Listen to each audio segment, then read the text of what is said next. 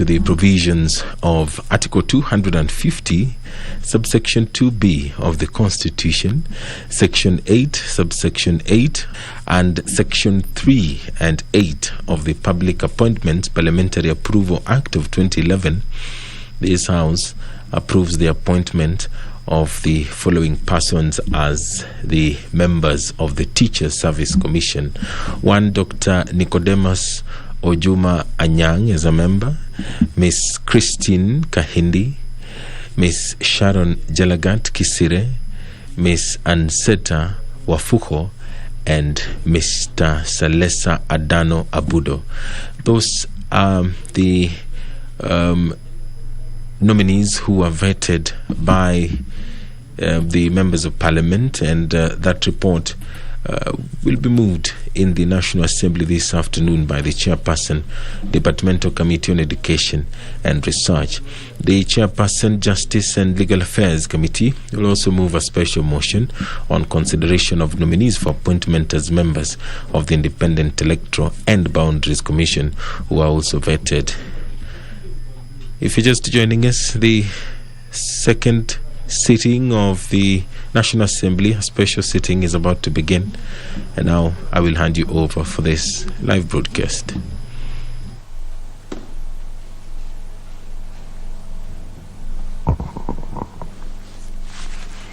Let us pray. Almighty God, who in your wisdom and goodness have appointed the office of leaders and parliaments for the welfare of society and the just government of the people, we beseech you to behold with your abundant favor us, your servants, whom you've been pleased to call to the performance of important trusts in this republic.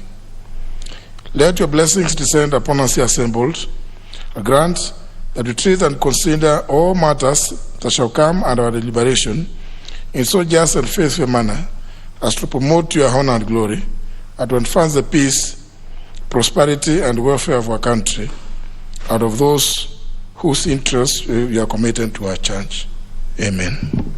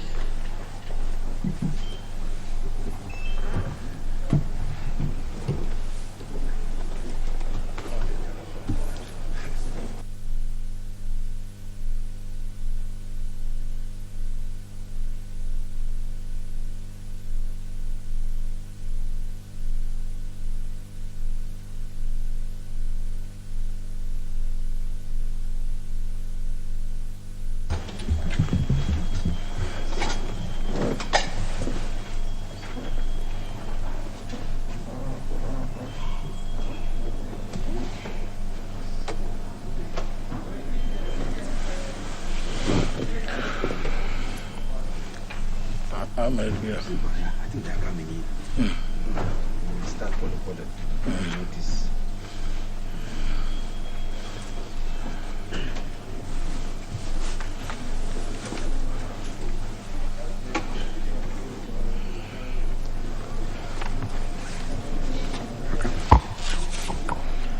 Order number 1, administration of oath. Order number 2, communication from the chair.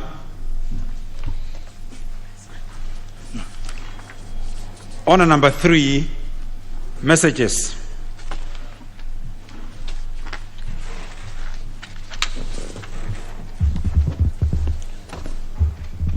Honourable members,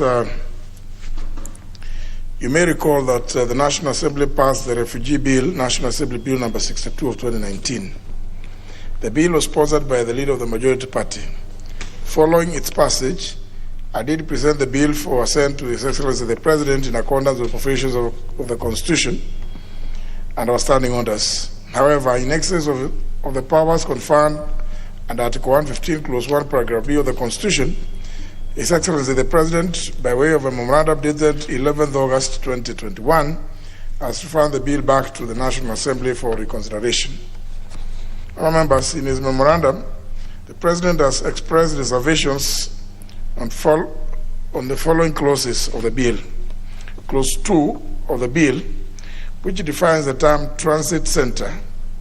The President recommends that the definition of transit center be amended to also include a prison, immigration detention center, police station, remand home, or any other similar place that may be designated as a transit center.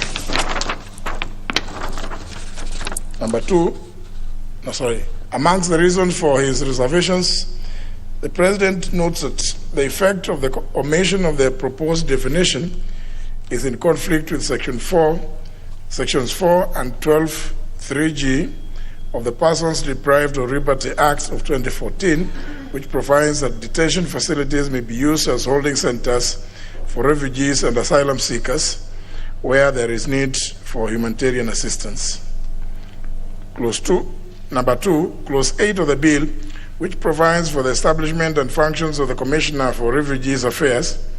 His Excellency the President observes that the proposal does not provide for the empowerment of the Commissioner for Refugees Affairs to promote, in as far as possible and where applicable, the procurement or purchase of local products and services in support of refugee intervention and support programs. This leaves room for importation of goods that would otherwise be locally available, therefore failing to benefit the local economy. Number 3, Clause 18 of the bill, which proposes that the Commissioner for Refugee Affairs may revoke the status of a refugee at any time after recognition as a refugee if the refugee has committed a war crime or a crime against humanity. In his reservations, the President observes that the clause, when read together with Clause 17 of the bill, causes confusion as the revocation of a refugee status is materially the same as the cancellation of a refugee status. Number 4, Clause 28 of the bill, which provides for rights of and obligations of refugees, does not take into account the government policy in which refugees from partner states of the East African Community can benefit from an alternative immigration status which may allow them to obtain work permits. The new policy is intended to facilitate the full implementation of the 2010 East African Community Common Market Protocol and substantially reduce the refugee population in Kenya, while simultaneously operating as a durable and more practical solution to the protracted refugee situations. Number 5, in Clause 31 of the bill, which provides for the requirement for refugees to reside in designated areas, authorizes the Commissioner for Refugee Affairs to require any refugee in one designated area to move to another designated area.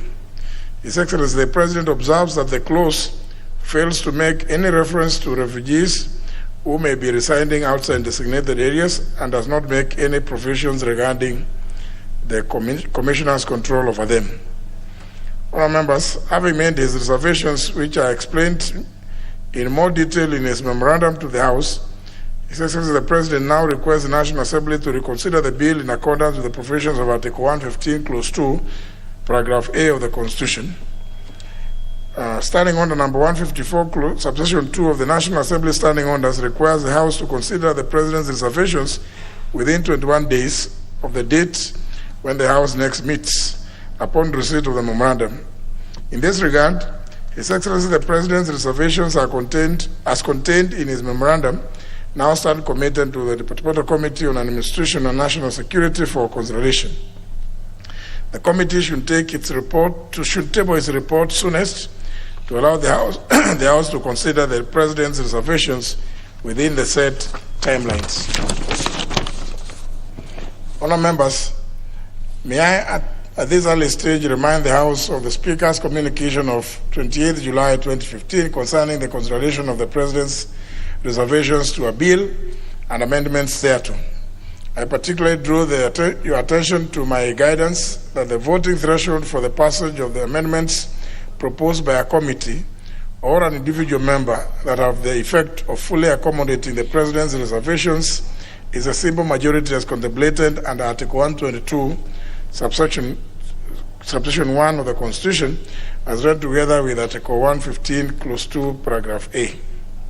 On the other hand, an amendment that does not fully accommodate the President's reservations, or indeed one that has the effect of a total override of the President's reservations, including negating his proposed text, would require a 2/3 voting threshold to be passed in keeping with the provisions of Article 115, Clause 4 of the Constitution.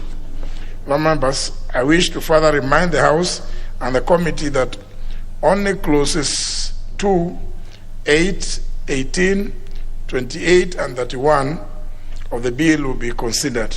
I therefore direct the clerk to circulate the memorandum of His Excellency the President to all members so that they familiarize themselves with its contents. I thank you.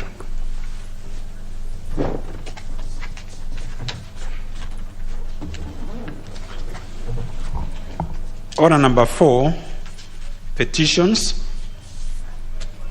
Order number 5, papers. Leader of the majority. Honorable Speaker, I beg to lay the following papers on the table of the House today, Wednesday, 1st of September, 2021, in the afternoon sitting. 1. The 2020-2021 annual report to Parliament under Article 153 of the Constitution from the Ministry of East Africa Community and Regional Development. Number 2, the reports of the Auditor General and financial statements in respect to the following institutions for the year ended 30th of June 2018 and the certificates therein: Kirwa Technical Training Institute, and B, the National Water Harvesting and Storage Authority. And number 3, reports of the Auditor General and financial statements in respect to the following institutions for the year ended 30th of June 2019 and the certificates therein: Kenya Maritime Authority, the Communications Authority of Kenya, Universal Service Fund, the National Council for Population and Development, South Nyanza Sugar Company Limited, Kenya Industrial Research and Development Institute, Kenya School of Government, Agriculture and Food Authority, Sports Kenya, Chuka University, Kenyatta International Convention Center, National Water Harvesting and Storage Authority, the Rural Electrification and Renewable Energy Corporation, Kenya Water Towers Agency, Kenya Bureau of Standards, New Partnership for Africa's Development, Kenya Leather Development Council, and lastly, the Export Processing Zone Authority. Thank you, Honorable Speaker. All right. Next order. Order number 6, notices of motion. Order number 7, questions and statements. Next. Order number 8, special motion, consideration of nominees for appointment as members of the Teachers Service Commission. The chairperson. You don't have a card? Yes. Thank you, Mr. Speaker. Honorable Speaker, I beg to move the following motion: that taking into consideration the findings of the Departmental Committee on Education and Research in its report on the vetting of nominees for appointments to the Teacher Service Commission, laid on the table of the House on Wednesday, September 1st, 2021, and pursuant to the provisions of Article 252B of the Constitution, Section 8(8) of the Teacher Service Commission Act 2012, and Section 3 and 8 of the Public Appointments Parliamentary Approval Act 2011, this House approves the appointment of the following persons as members of the Teachers Service Commission. Number 1, Dr. Nicodemus Ojuma Anyang, member. 2, Ms. Christine K. Kahindi, member. 3, Ms. Sharon Jelagat Kisire, member.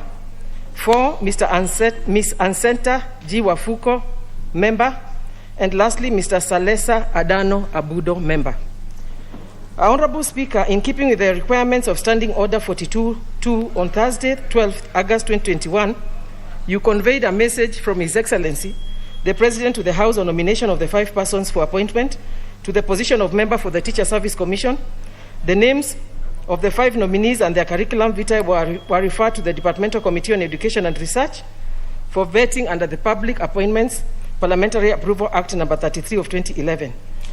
Mr. Speaker, conscious of the central role of the Teacher Service Commission in the education sector, and noting the unprecedented nature of the early learning and basic education calendar for the years 2020, 2021, and 2022, the committee was requested to expeditiously consider and conclude the matter within the stipulated timelines, which we have done, Mr. Speaker. Honorable Speaker, pursuant to the provisions of Section 6(9) of the Public Appointments Parliamentary Approval Act 2011, the Clerk of the National Assembly placed an advertisement in the print media on Tuesday, 17th August, inviting the public to submit memoranda by way of written statements on oath, affidavits on the suitability of the nominees in conformity with Section 6(9) of the Act. The advertisement indicated that the submissions were to be received by Tuesday, 24th August 2021 at 5 p.m. By close of the submission deadline, Mr. Speaker, the committee had not received any submissions in support or contesting the suitability of the nominees to hold the office to which they had been nominated for. Honorable Speaker, further in fulfillment of the provisions of Article 1181B of the Constitution, Section 6(4) of the Act, and Standing Order 45(3), the Clerk of the National Assembly on Tuesday, 17th August 2021, placed an advertisement in the print media notifying the public on the Departmental Committee on Education and Research's intention to conduct the approval hearings of the nominees on Thursday, 26th August 2021 from 9 a.m. To fulfill the requirement on personal integrity, Mr. Speaker, the clerk on Monday, 16th August 2021, wrote to the Directorate of Criminal Investigations, Kenya Revenue Authority, the Ethics and Anti-Corruption Commission, the Registrar of Political Parties, and the Higher Education Loans Board to ascertain the nominees' good standing with the said government institutions. The nominees were also required to submit clearance letters from the said institutions. Honorable Speaker, the nominees appeared before the committee on Thursday, 26th August 2021, for approval hearings in accordance with the provisions of the Constitution, the Act, and the National Assembly standing orders on their suitability, or otherwise for appointment to the position of member of the Teacher Service Commission. During the approval hearing, the committee considered the nominees' duly filled questionnaires, curriculum vitae, candidates' academic credentials, professional training, experience, personal integrity, and background, reports from the relevant authorities, and oral submissions, and we made the following observations as a committee.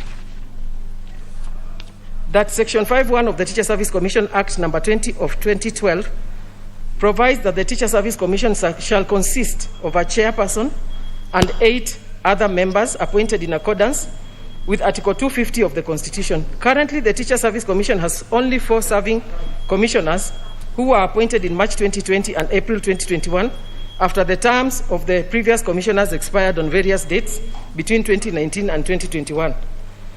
That if the nomination of the 5 members is approved by this House and subsequently appointed by His Excellency the President, the Teacher Service Commission will ultimately be fully constituted with the chairperson and 8 members, being 5 men and 4 women, in compliance with gender principle as set out in Article 27(8) of the Constitution. That if the nomination of the 5 members is approved by this House and subsequently appointed by His Excellency the President, the membership of the Teacher Service Commission will be compliant to the provisions of Article 232, 1H of the Constitution on representation of Kenya's diverse communities, and Section 816 of the Teacher Service Commission Act number 20 of 2020 on the principle of gender equity, ethnic, and other diversities of the people of Kenya. That the procedure used to arrive at the nominees for the position of member of the Teacher Service Commission was adhered to by the selection panel in the identification and shortlisting of the applicants and forwarding names of the positions to the President as provided for under Article 252A as read with Section 86A, B, C, and D of the Teacher Service Commission Act number 20 of 2012.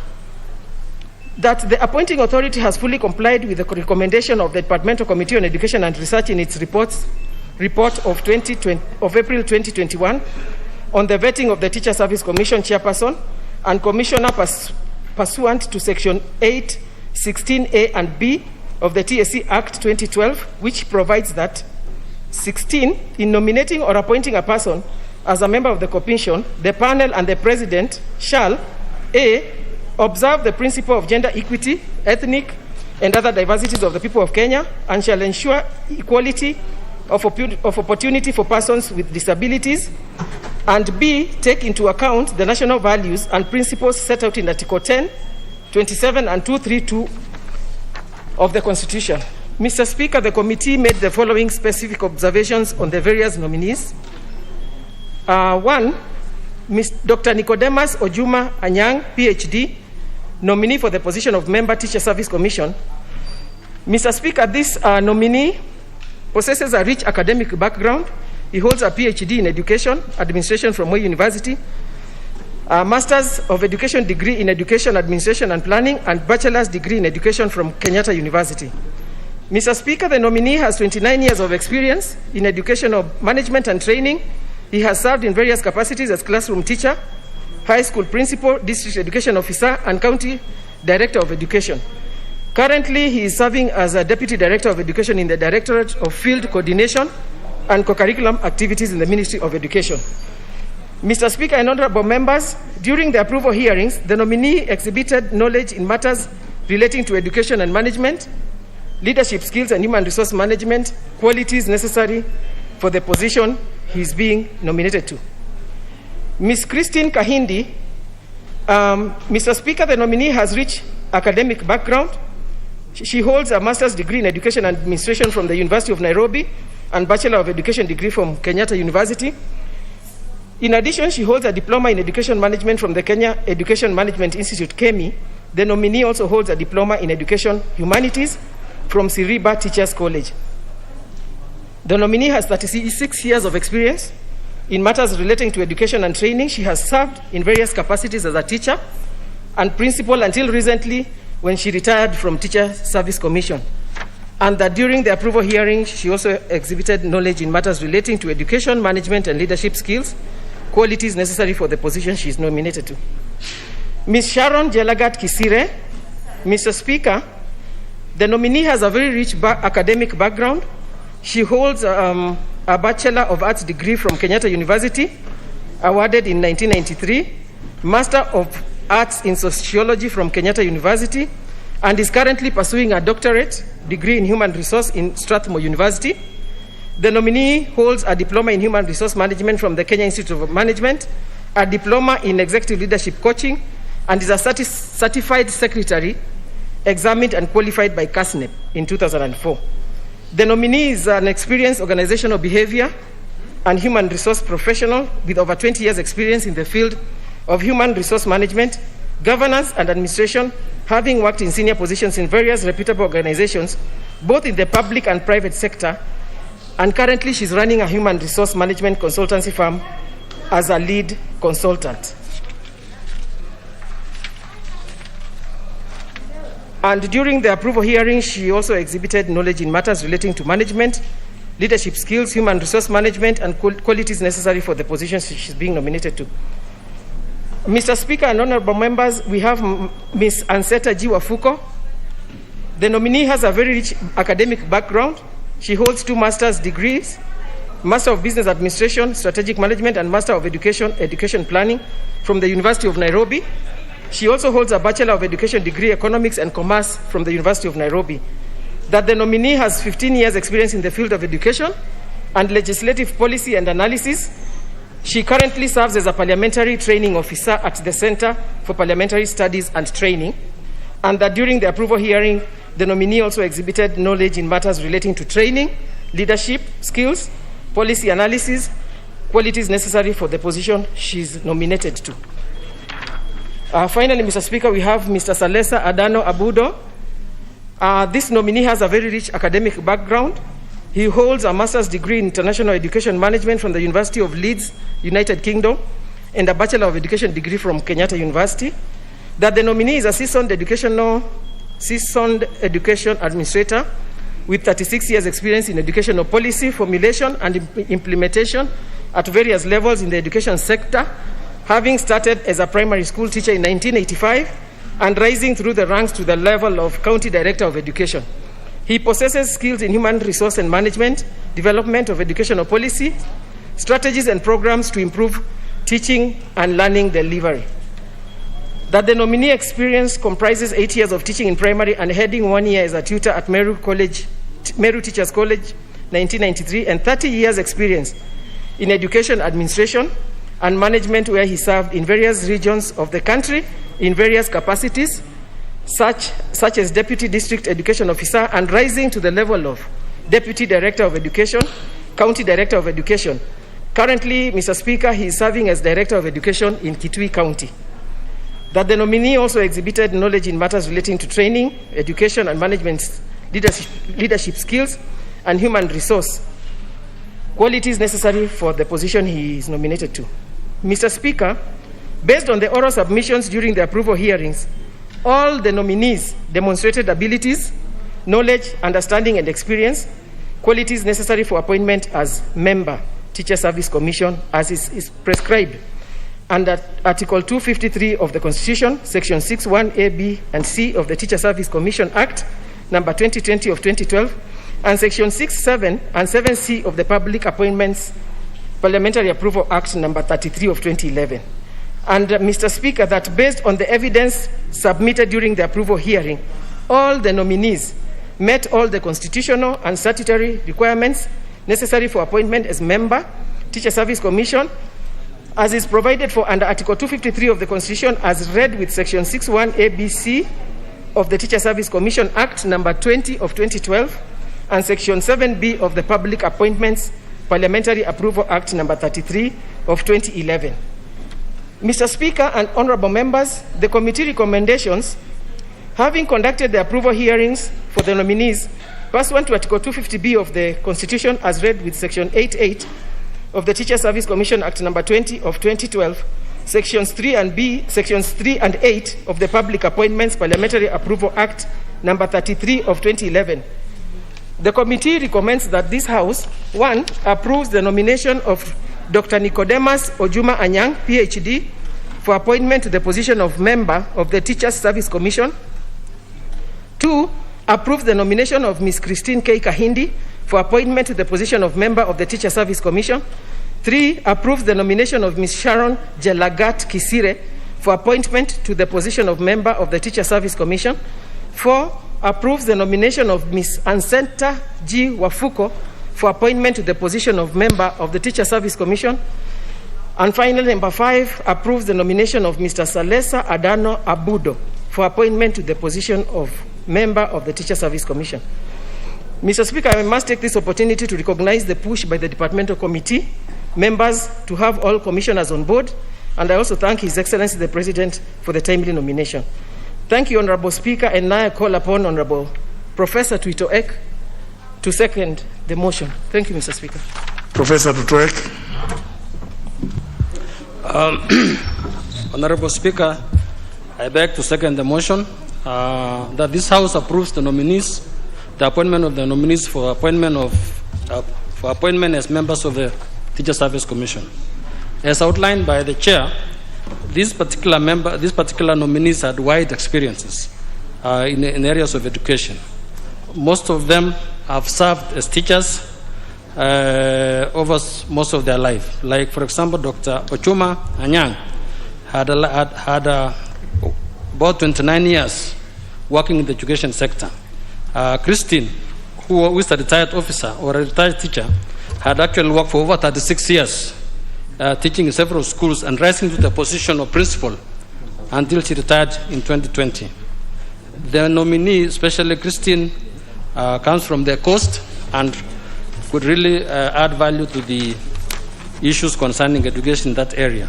Sharon Kisire showed that she's worked in various senior management levels in various organizations such as KWS, National Oil Corporation of Kenya, Safaricom, in issues dealing with matters HR. And therefore, her experience will really come in handy, especially in HR matters at the Teacher Service Commission.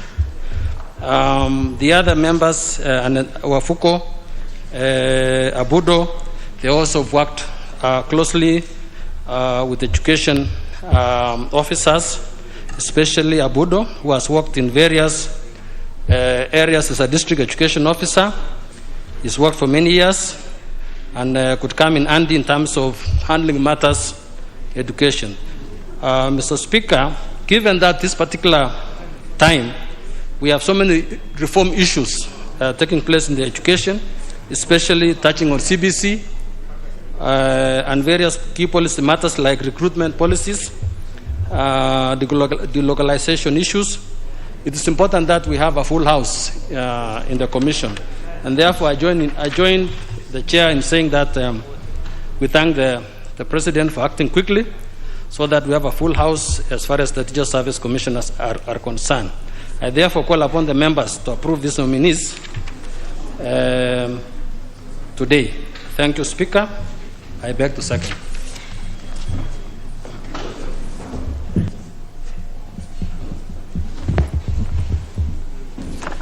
Honourable members, I propose the question, which is that taking into consideration the findings of the Departmental Committee on Education and Research in its report of the vetting of nominees for appointment to the Teacher Service Commission, laid on the tip of the House today, Wednesday, 1st September 2021, and pursuant to the provisions of Article 251, Clause 2, Paragraph B of the Constitution, Section 8, Subsection 8 of the Teacher Service Commission Act of 2012, and Sections 3 and 8 of the Public Appointment Parliamentary Approval Act 2011, this House approves the appointment of the following persons as members of the Teacher Service Commission. 1, Dr. Nicodemus Ojuma Anyang. 2, member. 2, Ms. Christine K. Kahindi, member. 3, Ms. Sharon Jelagat Kisire, member. 4, Ms. Anseta G. Wafuko, member. And 5, Mr. Salesa Adano Abundo, member. Leader of Majority. Thank you, Honourable Speaker. Honourable Speaker, I rise to support these reports of the committee. And let me start by commending the committee for the work they've done in going through the names that were forwarded to this House by His Excellency the President, ensuring they're in compliance with the law, taking them through the interviews, listening to all the stakeholders who appeared before them, and eventually coming with a rather convincing report on why this House should approve these nominees. Mr. Speaker, these nominees are products of a process that began with the advertisement. And from the report of the committee, we picked that there's 299 people who expressed an interest to serve as commissioners. And at this point, allow me to also then commend the selection panel who went through those 299 names and sieved them through to come up with 12 that were eventually handed over to His Excellency the President with a very easy duty, the very clear ranking and all the details that pick the 5 that you feel best represents the face of Kenya, the diversity, the gender, and indeed it spreads also in terms of the age profile, the demographics. You see some in their 40s, some in their 50s, and some in their 60s. And Honourable Speaker, today I'm a very happy person. Because when you look at the 5 nominees, you're seeing people who have gone to school. You're seeing people who have gone, who are not just going to superintend over the commission that manages teachers, but they themselves have received adequate education. Because we've done in this House and appointed members to commission who have doubtful qualifications, and then they go and superintend over other as commissioners. But today, I'm happy, and I really want to commend the panel that produced these names to His Excellency the President, so that he's not straitjacketed into choosing from a group that was not fitting. This afternoon we are called upon to obviously do our duty, which has been made very easy by our committee, and I want to really thank the chair. She's been very active. She's been kept me up to date in terms of what's been happening, and hence I was very happy with the process.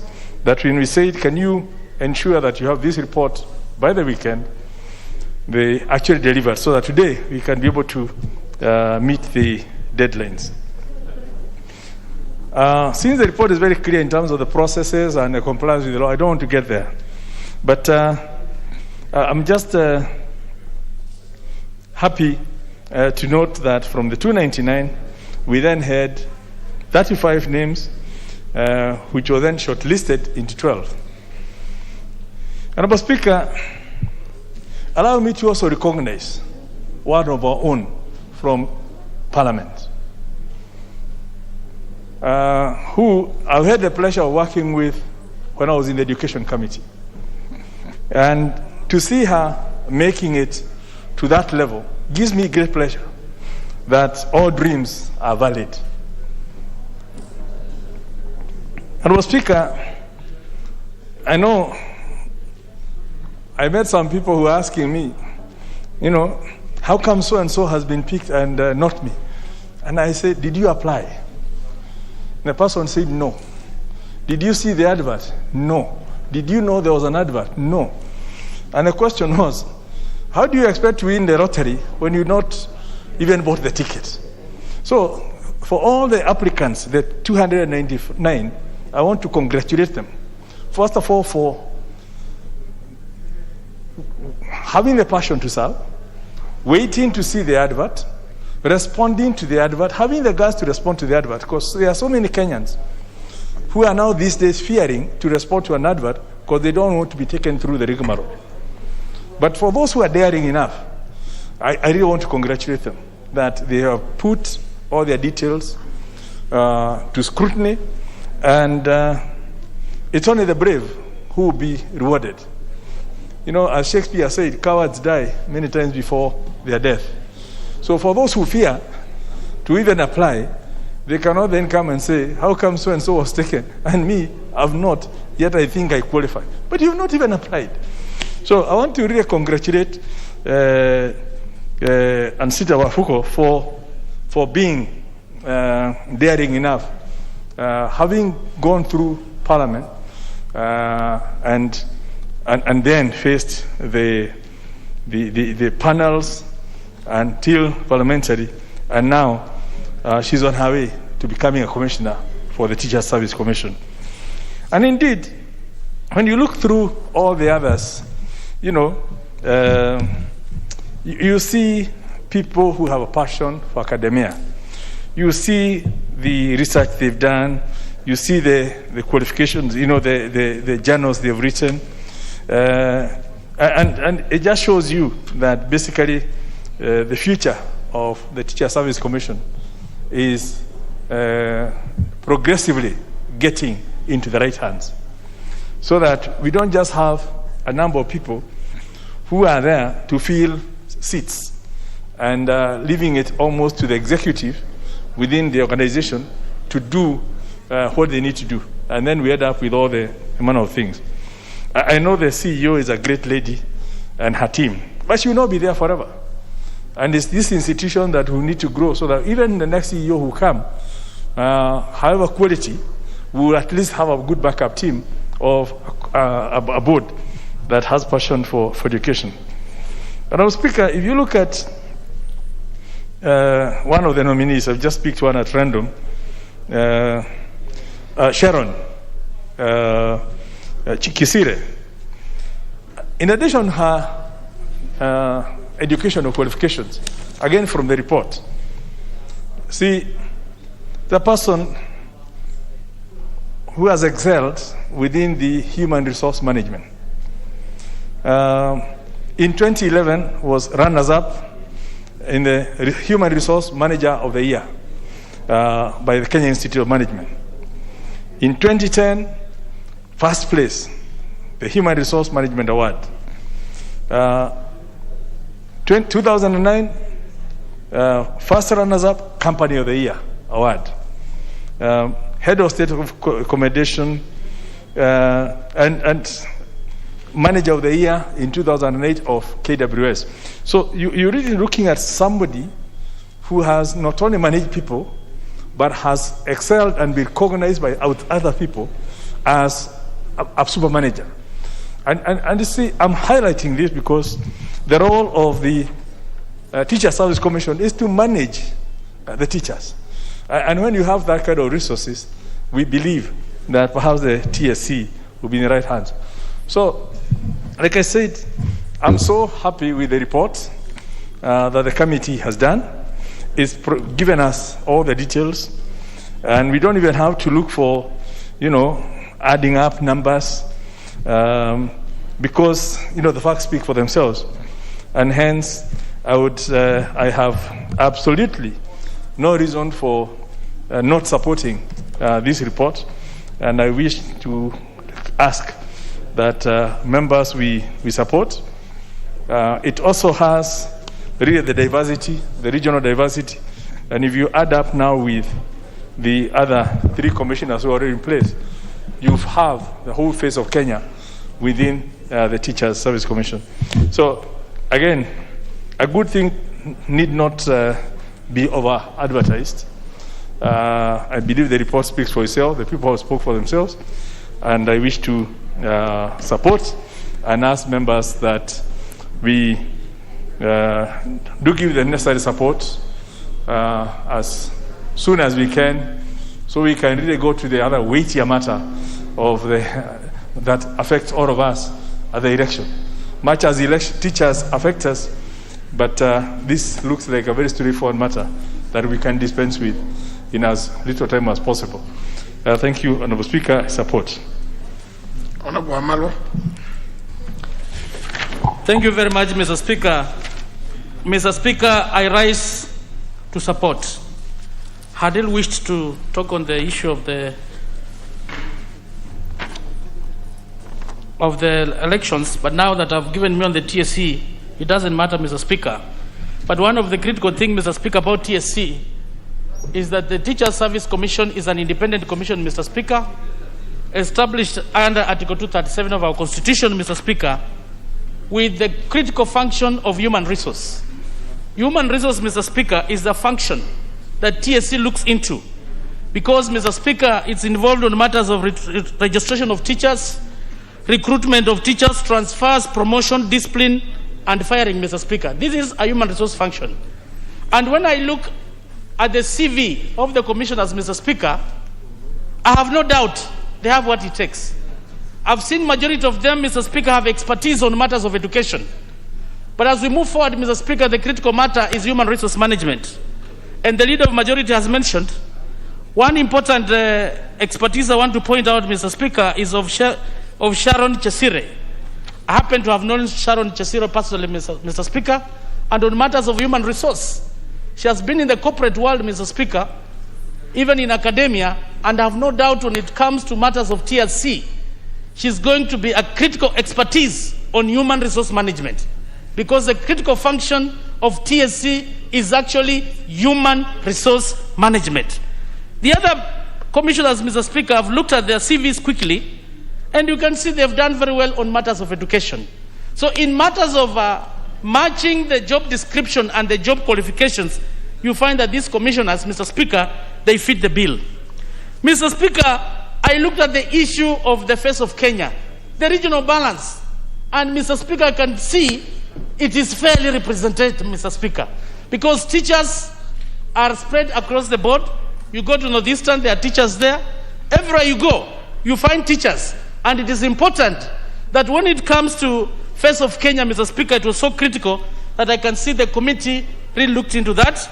And I want to thank the chair, Madam Florence, for the work well done, plus the selection panel, because at least you've given us a very good list that represents the face of Kenya.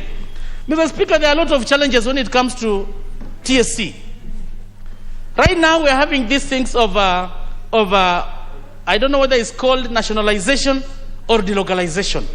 As we move forward, TSC, as it will be doing this, they should look at the age of the teachers, Mr. Speaker.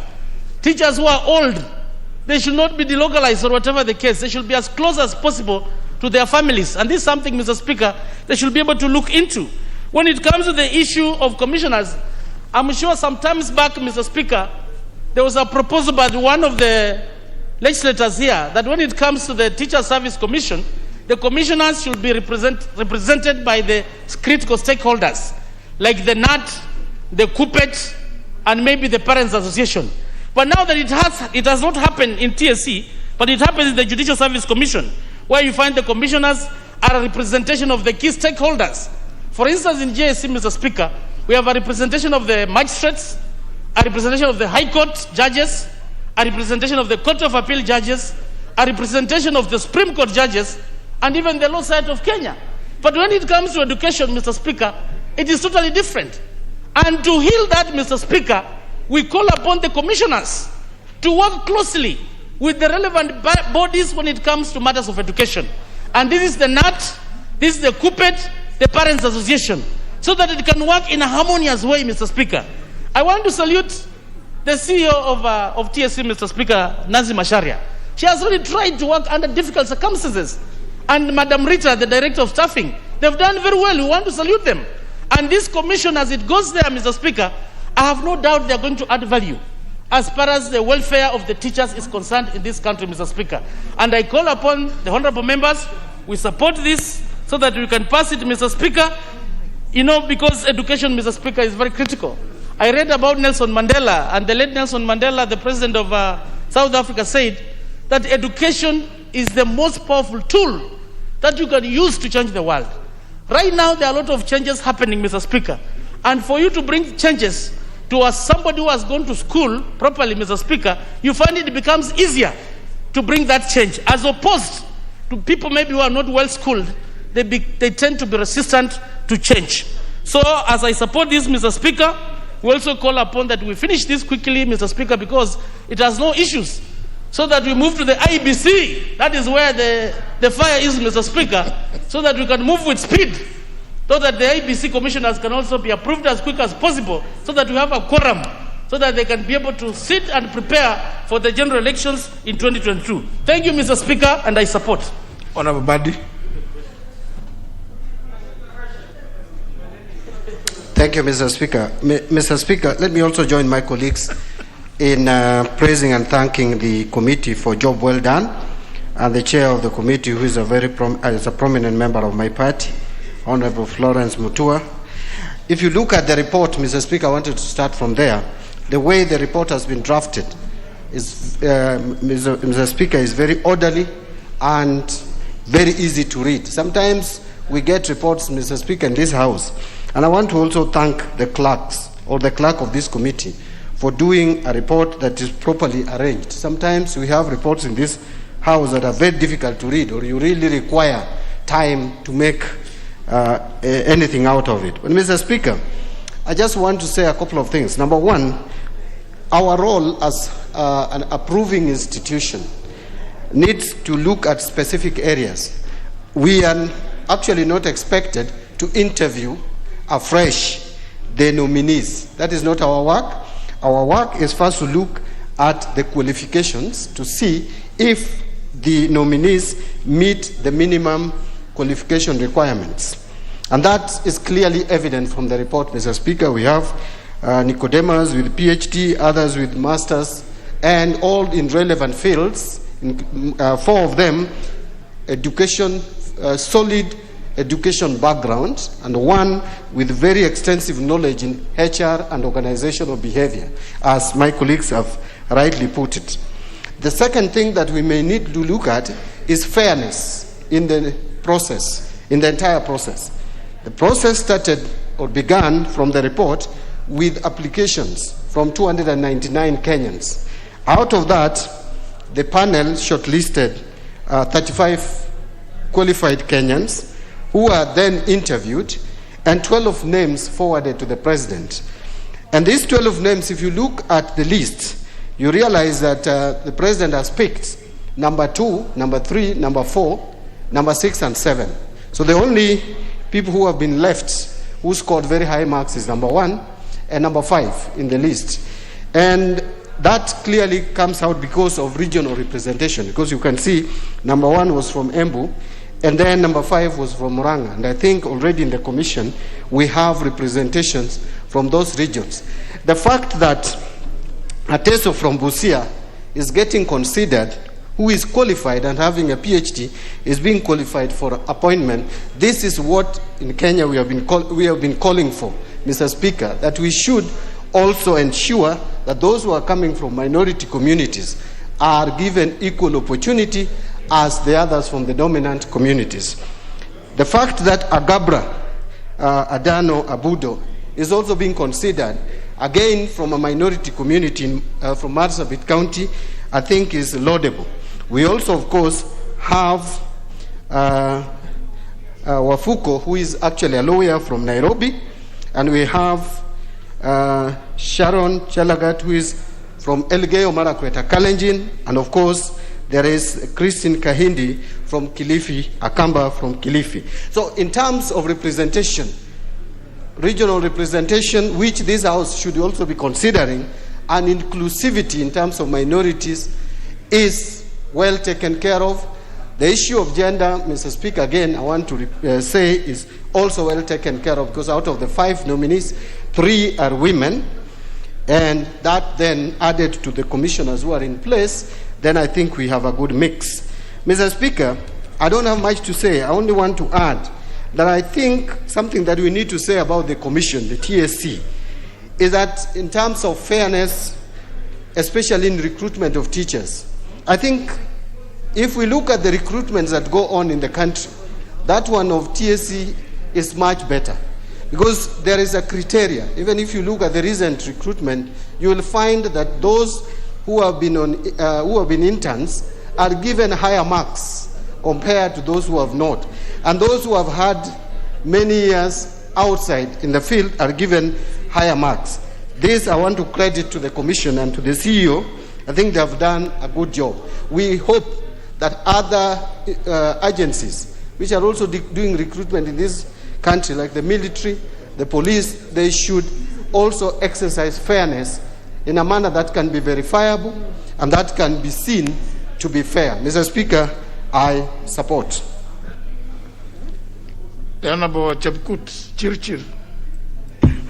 Mr. Speaker, sir, I rise to support the approval of these members, Dr. Nicodemus, Ochuma, Oyang, Christine, Kaindi, Sharon Chelagat Kisire, Anesite Wafuko, and Selisa Adono Abundo. Actually, Speaker, this is a face of Kenya. When it comes to balancing probabilities, balancing act, I support His Excellency. He has really balanced. So I'm happy.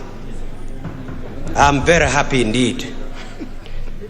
I want to talk about the role of commissioners. One is to register trained teachers, recruitment, and so on and so forth, promotion, transfers, disciplinary. But Nancy Macharia in particular, I salute her. She's doing a good job. With this team, when it comes to knowledge, when it comes to experience, Dr. Nicodemus, he has 29 years. But let me talk about Sharon Kisire. She comes from my own constituency, Kapsundei location, Kapsundei sub-location, and Jepkero location. She's a very competent lady.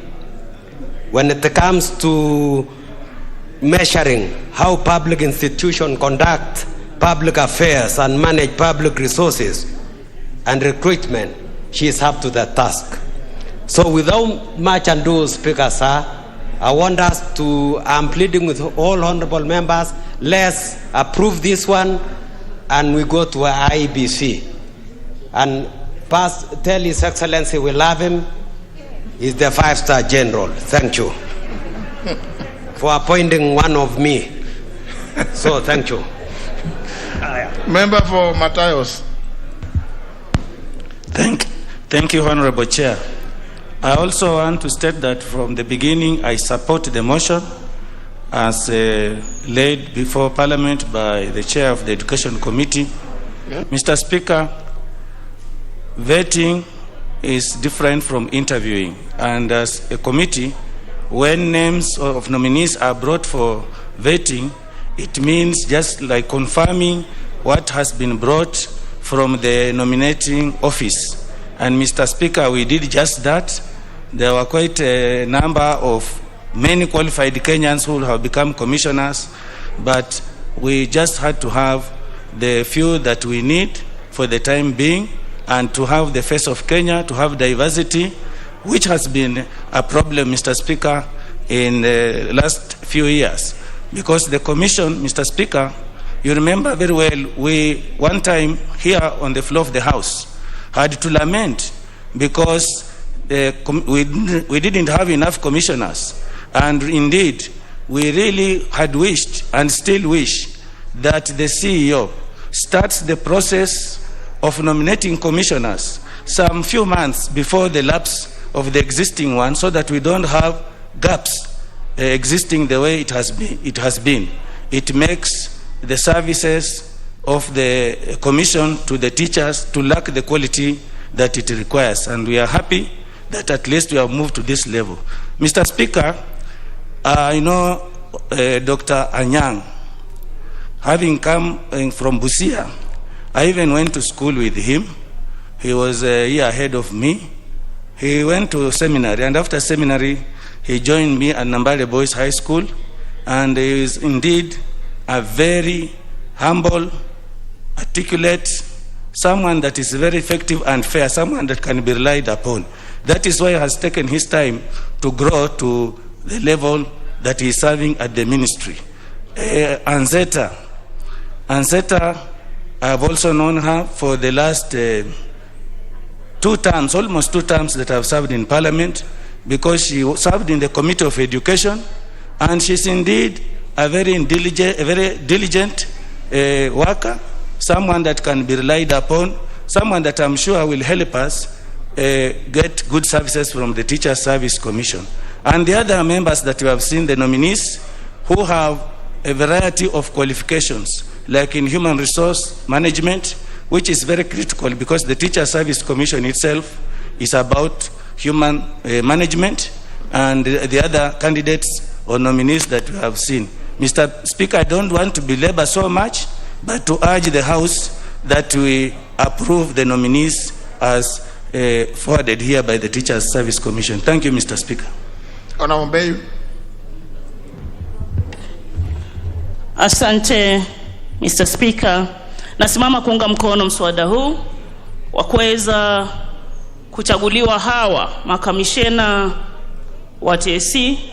Mheshimiwa Speaker, nataka kuunga mkono hasa kwa kuweza kuweka makomishena kina mama ili kuongezea ile namba ambao wale ambao wako pale kwa TSC. Nitakuzungumzia tu Commissioner Madam Christine Kahindi ambaye anatoka kule Kilifi, amekuwa mwalimu kwa miaka mingi, ameweza kuweka nidhamu kwa zile shule ambao amefundisha, ameweza kuelekeza watoto, ni mwalimu ambaye amekuwa wa hali ya juu, alikuwa mwalimu bora zaidi katika jimbo la Kilifi mwaka wa 2017, na katika zile shule ambaye amefundisha, Jaribuni Secondary, Kilifi Township, Majaoni Secondary na Katanangala Girls. Huyu ni mwalimu wa kike ambaye ameleta nidhamu. Hakuna wakati hata mmoja katika shule zake wanafunzi waligoma, wanafunzi walichoma. Kwa hivyo ni mwalimu mwenye taadhima ya juu, na mimi naunga mkono kupandishwa cheo kwake. Akiwa mwalimu ambaye alifundisha pale Majaoni, na katika hali ya ugumu ya masomo Kilifi County, yeye aliweza kutoa A akiwa pale Majaoni akiwa mwalimu mkuu. Kwa hivyo mimi naunga mkono. Asante Mr. Speaker. Sisi wa Kilifi tunafurahia kupandishwa cheo mwalimu huyu. Tunamuenzi na asante Rais Uhuru Kenyatta. Asante sana.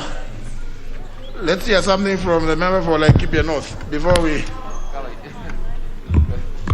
Thank you, Speaker. Sorry.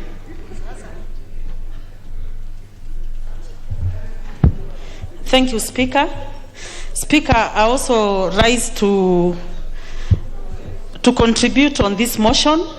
But Speaker, I want to register my reservation on the list of the nominees.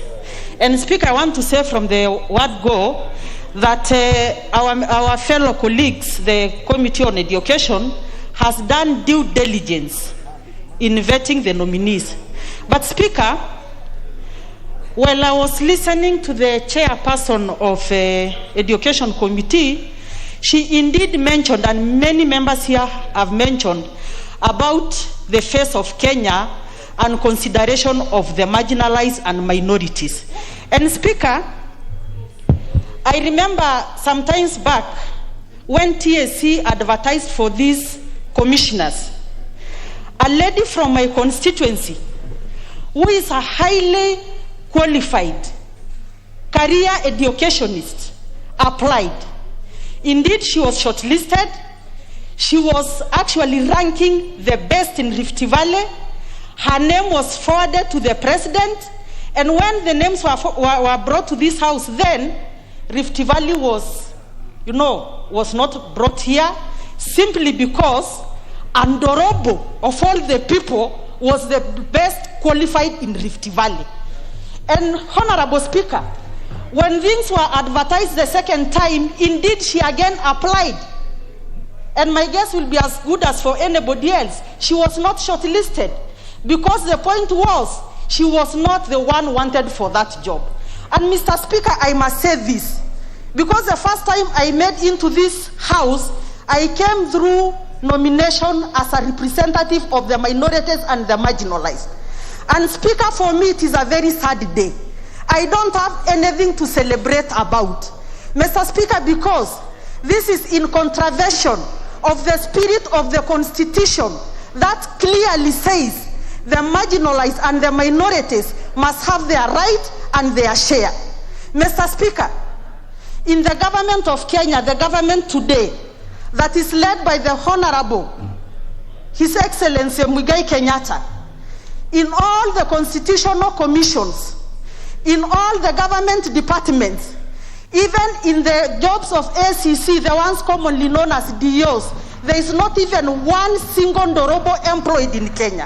And Mr. Speaker, I can't sit down here and clap with my colleagues who are praising that members from their communities have been nominated, while Mr. Speaker, where I come from, today I saw one lady, a nominee, whom they have even lowered the qualification in the name of giving the minorities and the women an opportunity to be put in these positions. But Mr. Speaker, here is an honorable woman with 2 masters, almost completing a PhD, being left out deliberately. Mr. Speaker, it is a very, very sad thing for me as a member of this house. And Mr. Speaker, I feel the oppression in this country is real. And Speaker, I must say this without fear of contradiction. Initially, we thought the handshake was a very good thing for this country. And indeed it was. But eventually, it shook off all the minorities and the marginalized. Because even now after this, we are going to vet the IBC commissioners. And we know which regions they will come from. And we'll be told that is the face of Kenya. And my question is, where are the Sengwers of this country? Where are the gems of this country? Where are the Ongets of this country? Where do the Ndorobos of this country go to get employed? Mr. Speaker, I know you are a minority. And from where you sit, minorities don't disappoint. You've been one of the best speakers in this house, Mr. Speaker, despite the fact that you are Ambere. And what makes them think that Ndorobos cannot be TSC commissioners? Mr. Speaker, to me, you know, when you die, when people are killing you, they might think you enjoy dying unless you shout and throw your legs and hands in a manner to suggest that death is very painful. And that is why, Mr. Speaker, today, I must say this in the house, in the floor of this house. Honorable Sarah Korere, there is a point of order from the Honorable Junet. Mr. Speaker, it is not my intention to interrupt the Honorable member. She's doing very well, Honorable Sarah. But, Mr. Speaker, I just want to correct one notion here that she has alluded to. That, Mr. Speaker, she's saying that you're in a minority. The whole spokesman of Mount Kenya region, Mr. Speaker. How can he be a minority, Mr. Speaker? Who was inaugurated the other day here at the Nyagata wa Mukuru Wanganga, Mr. Speaker. I think that's not a point of order, Honorable Junet. Honorable Sarah Korere. Thank you, Speaker. Speaker, so as I conclude, I must say. There's a point of. Do you want to be informed? Yes, Speaker. Yes, Honorable Duale, you want to inform Honorable Korere? Mr. Speaker, I want to inform my sister and the House, Sarah Korere, that in 2013, it was the URP party that nominated her to this House as honorable. And don't cry. The next government, please bring me that CV as we continue. We will employ the old honorables.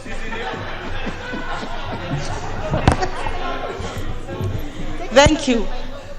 Thank you, Honorable Aden Duale. Speaker, as I conclude, you know, to me, I'm talking from my heart, and my heart is very heavy. But I only want to say this, because it is unfortunate. We are almost coming to the end of this term without a single person from the Dorobo community in any of the commission or anywhere in this government.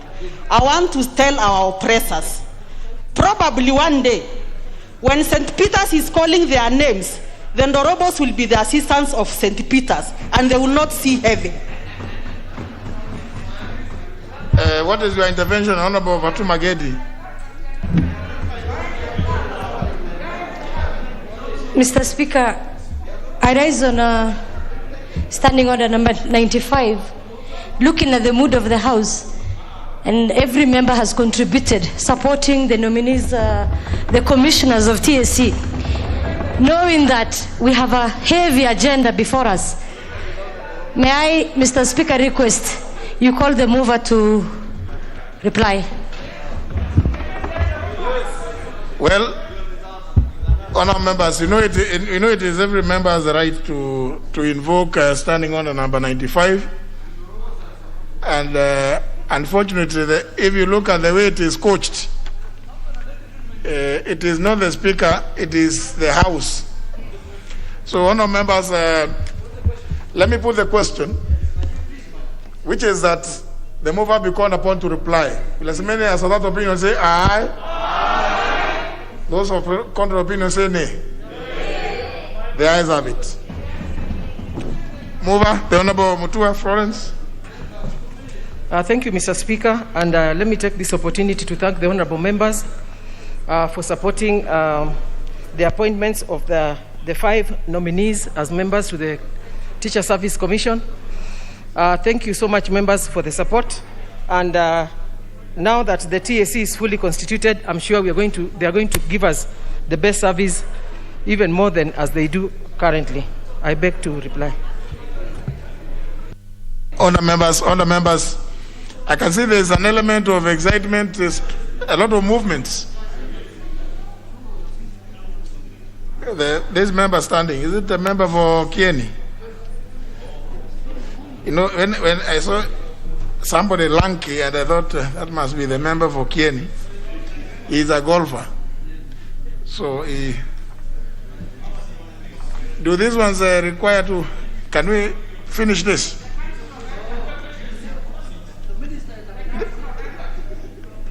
The Council of Elders is consulting. Honour members, I will put the question, which is that taking into consideration the findings of the Departmental Committee on Education and Research in its report of the vetting of nominees for appointment to the Teacher Service Commission, laid on the table of the House on Wednesday, today, 1st of September 2021, and pursuant to provisions of Article 250, Clause 2, Paragraph B of the Constitution, Section 8, Subsection 8 of the Teacher Service Commission Act of 2012, and Sections 3 and 8 of the Public Appointments Parliamentary Approval Act of 2011, this House approves the appointment of the following persons as members of the Teacher Service Commission. 1. Dr. Nicodemus Ojuma Anyang, member. 2. Ms. Christine K. Kahindi, member. 3. Ms. Sharon Jelagat Kisire, member. 4. Ms. Anseta G. Wafuho, member. And 5. Mr. Salesa Adano Abundo, member. Will as many as of that opinion say aye? Will as many as contrary opinion say nay? The ayes have it. The ayes have it.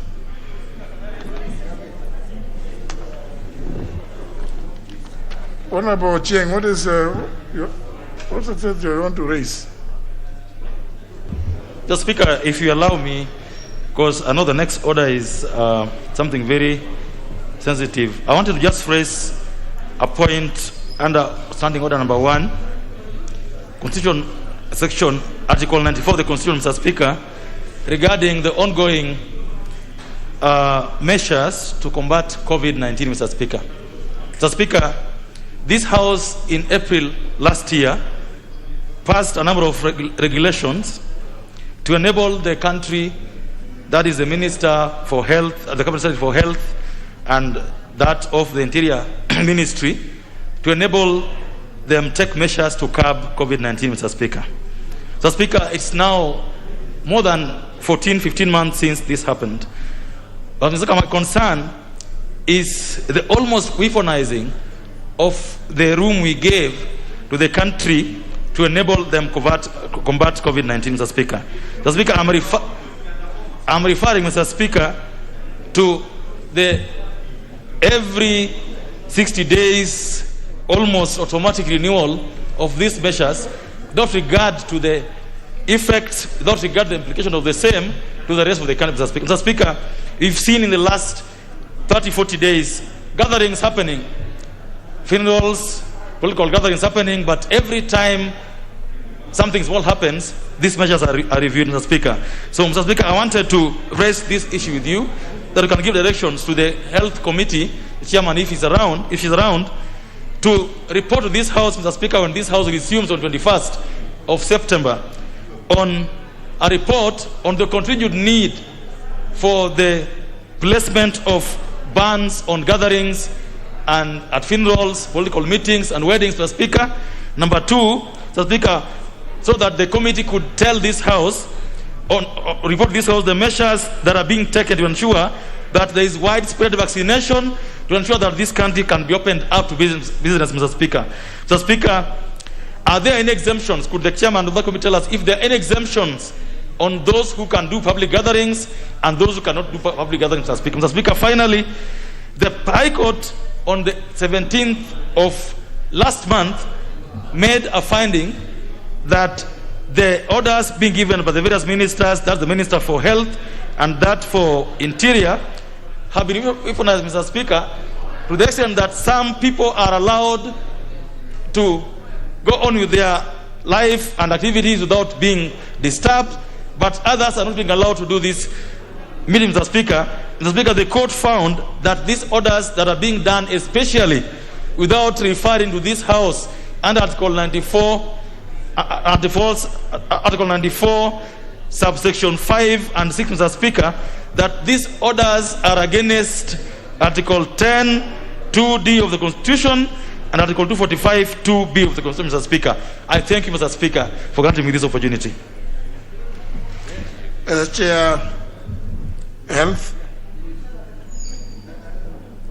The Chair Health apparently is not aware of today's special sitting. Apparently. That request that request to be channeled through the office of the leader majority. For the chair of health to come and make some statement here in the House regarding the issues raised by the Honorable David Ochieng. I think it's important. It's an important thing that we need to know the various issues that Honorable Ochieng has raised. Next. Order number 9, special motion. Consideration of nominees for appointment as members of the Independent Electoral and Boundaries Commission. Chairman of the Departmental Committee of Justice and Legal Affairs.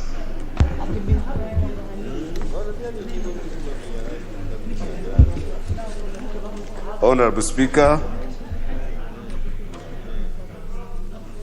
I wish to move the following motion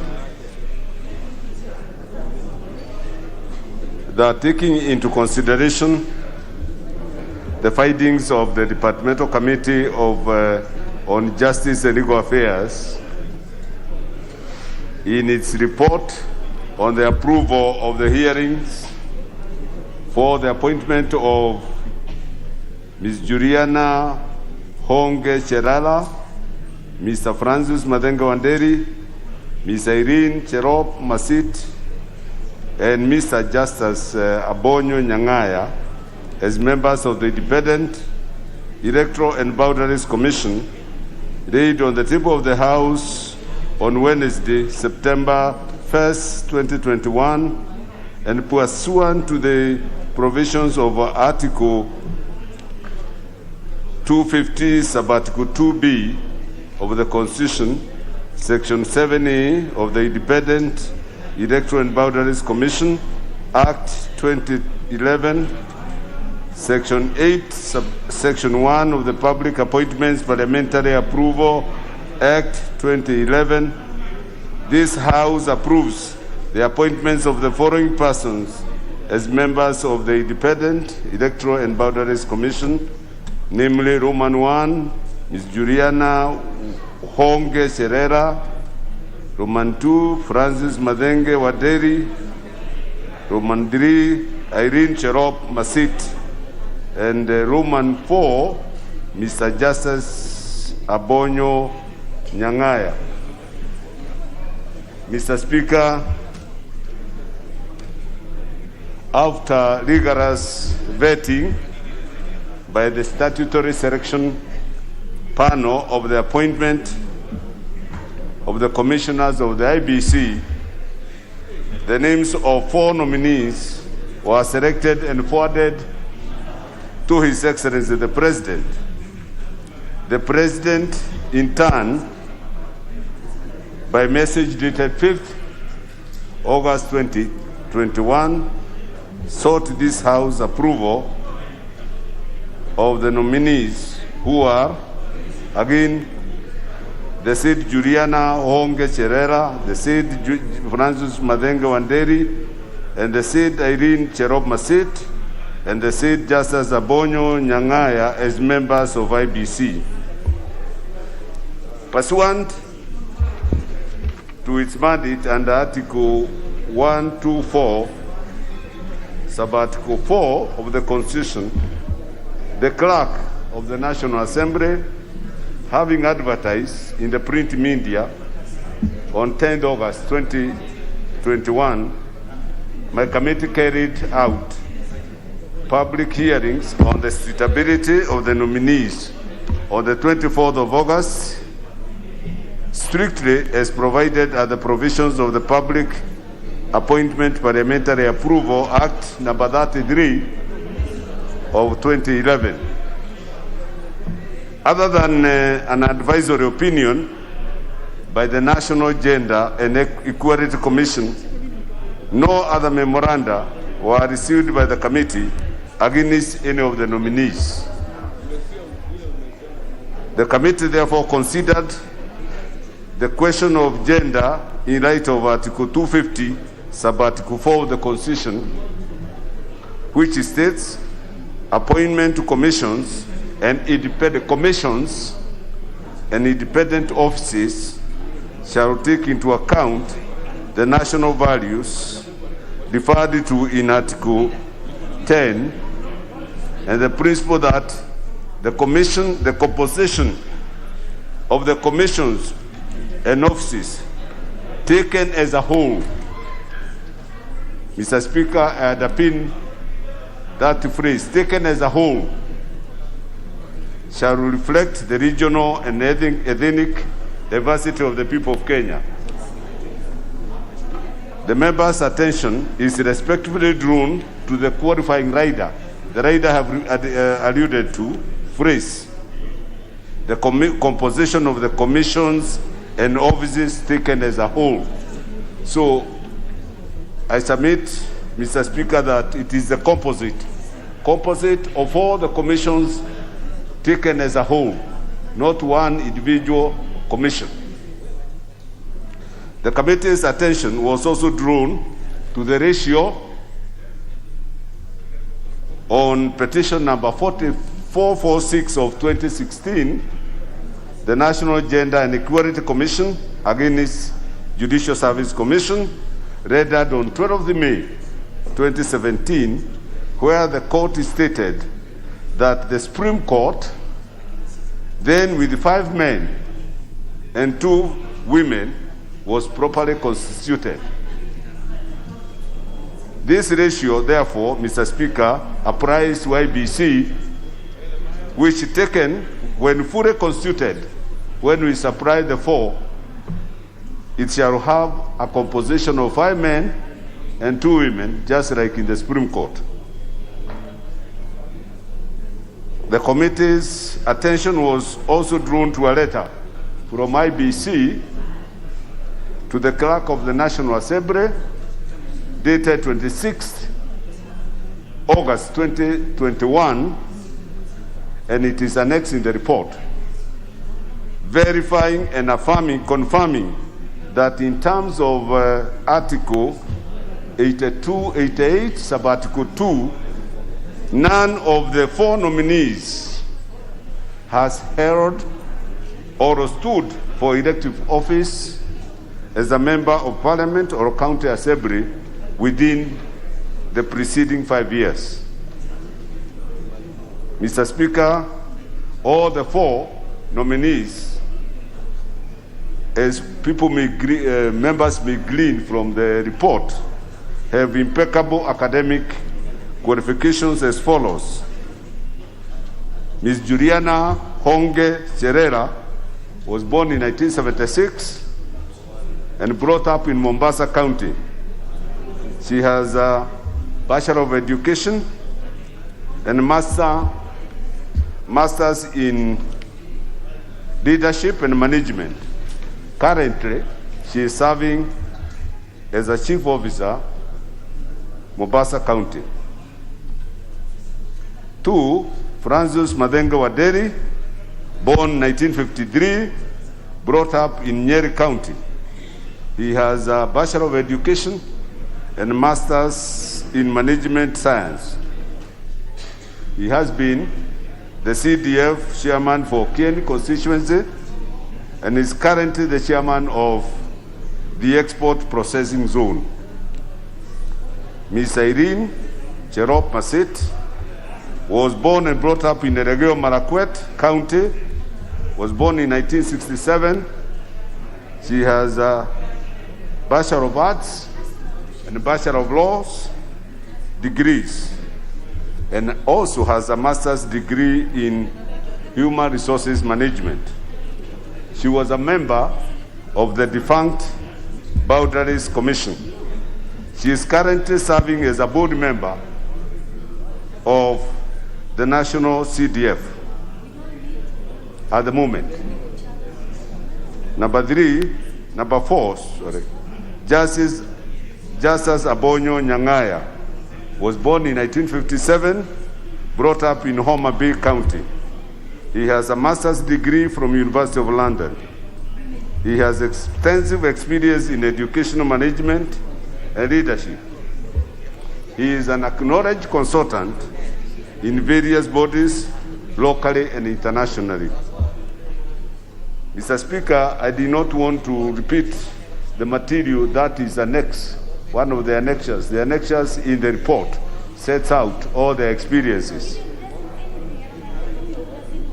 Mr. Speaker, we have received clearance reports on all the nominees from the Ethics and Anti-Corruption Commission, Kenya Revenue Authority, the Directorate of Criminal Investigations, the Higher Education Board, and the Registrar of Political Parties. All those are clearances, positive clearances.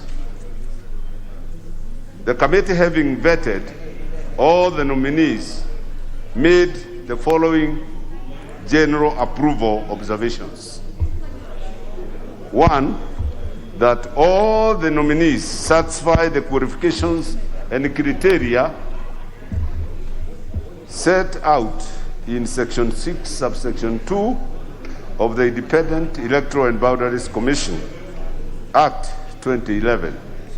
Two, that none of the nominees is disqualified on the ground set out under Article 88, Sub-Article 2 of the Constitution. That all the nominees satisfy the statutory requirements on leadership and integrity, having been cleared by the Directorate of Criminal Investigation, Kenya Revenue Authority, Tax Compliance, the Higher Education Board, the Ethics and Anti-Corruption Commission, and the Office of the Registrar of Political Parties. Four, that none of the nominees has been convicted in a court of law for a criminal offense in the past 3 years. Five, as stipulated in Article 75, Sub-Article 1 of the Constitution, all the nominees indicated they have no potential conflict of interest, and the committee affirmed this. Six, that all the nominees satisfy the requirements of Article 77, Sub-Article 1 of the Constitution, in that they do not intend to participate in any other gainful employment. Seven, all the nominees do not hold office in any political party, hence they satisfy the provisions of Article 77, Sub-Article 2 of the Constitution. None of the nominees has been dismissed from office under Article 75 of the Constitution for contravening Article 75(1), conflict of interest, Article 76, financial probity, and 77, restriction of state officers of the Constitution, and are therefore fit to hold office as members of the IBC. And lastly, that all the nominees have exhibited impressive knowledge, understanding, and passion for the mandate of the IBC. When these nominees are appointed, the new composition will be fully representative of the face of Kenya and regional balance, and that they shall satisfy the regional balance, and it is self-evident. Other than Nairobi, each of the 7 commissioners, as newly constituted in the commission, will therefore be drawn from each of the 7 regions other than Nairobi. Mr. Speaker, I wish to register gratitude to all members of staff of my committee, all the honorable members and staff of the committee for their diligence in prosecuting and vetting for approval of the nominees. I also thank you, Mr. Speaker, the clerk, for all the necessary facilitations. Mr. Speaker, lastly, And in conclusion, in view of the recent ruling by the Court of Appeal, and to forestall any more courting for any potential disorder, I urge members to read comprehensively the report of the Committee on Justice on my committee in order to fully appreciate and enrich the debate. I further urge the honorable members to adopt the recommendations set out in the report of my committee as contained in that report. Mr. Speaker, therefore, I beg to move and call upon the Honorable Jennifer Shamara, nominated Member of Parliament, to second.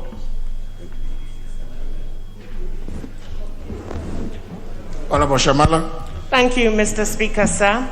I rise to support the report of the Justice. Honorable Shamala, just 1 second. Honorable members, I wish to draw your attention to the fact that today is a special sitting. And I can see many of you are coming in and trooping out. So also, if you contribute, don't walk out, because there's the final aspect, which is approval. It is the material that you speak and say you support and then walk away. I will not put the question if there will be no quorum. Yeah, you cannot just speak, say you support. If you support, or even if you oppose, you must be in the chamber to vote one way or other. Yes, and the question will not be put unless there's quorum, because I think several members have forgotten the rules of the House. You can see that some have gone for tea, others are going to the villages. I don't know. Please, you came here for a special sitting. Proceed, Honorable Shamala. Thank you, Mr. Speaker, sir. As I was saying, I rise to support the report of the Justice and Legal Affairs Committee on the approvals and appointments for the 4 candidates to the IEBC. Mr. Speaker, sir, the 4 candidates, I won't name them, they have already been named. In their cumulative experience demonstrated excellent combined extensive experience in law, in public administration, and in management. One of the crucial things that did come out during the approval hearings was the concerns about spoilt votes. And in a country which has an average of over 83% literacy rate, this indeed is a deep concern, especially because one of the mandates of the IEBC is to conduct civic education. So the question I would pose as a legislator and on behalf of Kenyans, why is there such a high percentage of spoilt votes?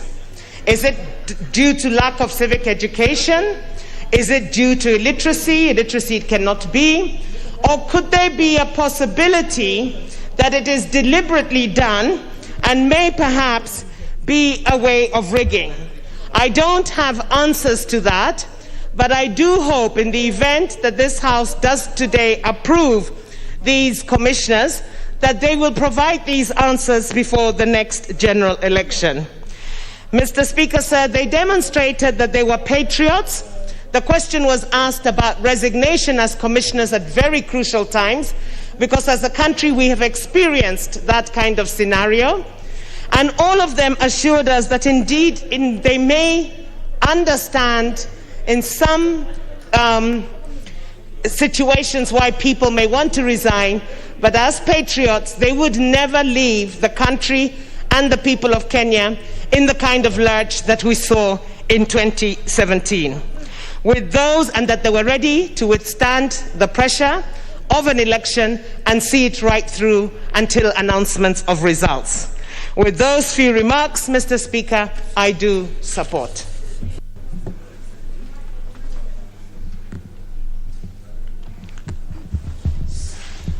Hello, members. I propose a question. which is that taking into consideration the findings of the Departmental Committee on Justice and Legal Affairs in its report on the approval hearing for appointment of Ms. Juliana Wonge Cherera, Mr. Francis Madenge Wanderi, Ms. Irene Cherob Masit, and Mr. Justus Abonyo Nyangaya as members of the Independent Electoral Boundaries Commission, laid on the table of the House on Wednesday, September 1st, 2021, are pursuant to provisions of Article 250, Clause 2, Subparagraph B of the Constitution, Section 7A of the Independent Electoral Boundaries Commission Act of 2011, and Section 8, Subsection 1 of the Public Appointments Parliamentary Approval Act of 2011. This House approves the appointment of the following persons as members of the Independent Electoral Boundaries Commission. 1, Ms. Juliana Wonge Cherera, member. 2, Mr. Francis Madenge Wanderi, member. 3, Ms. Irene Cherob Masit, member. And 4, Mr. Justus Abonyo Nyangaya, member.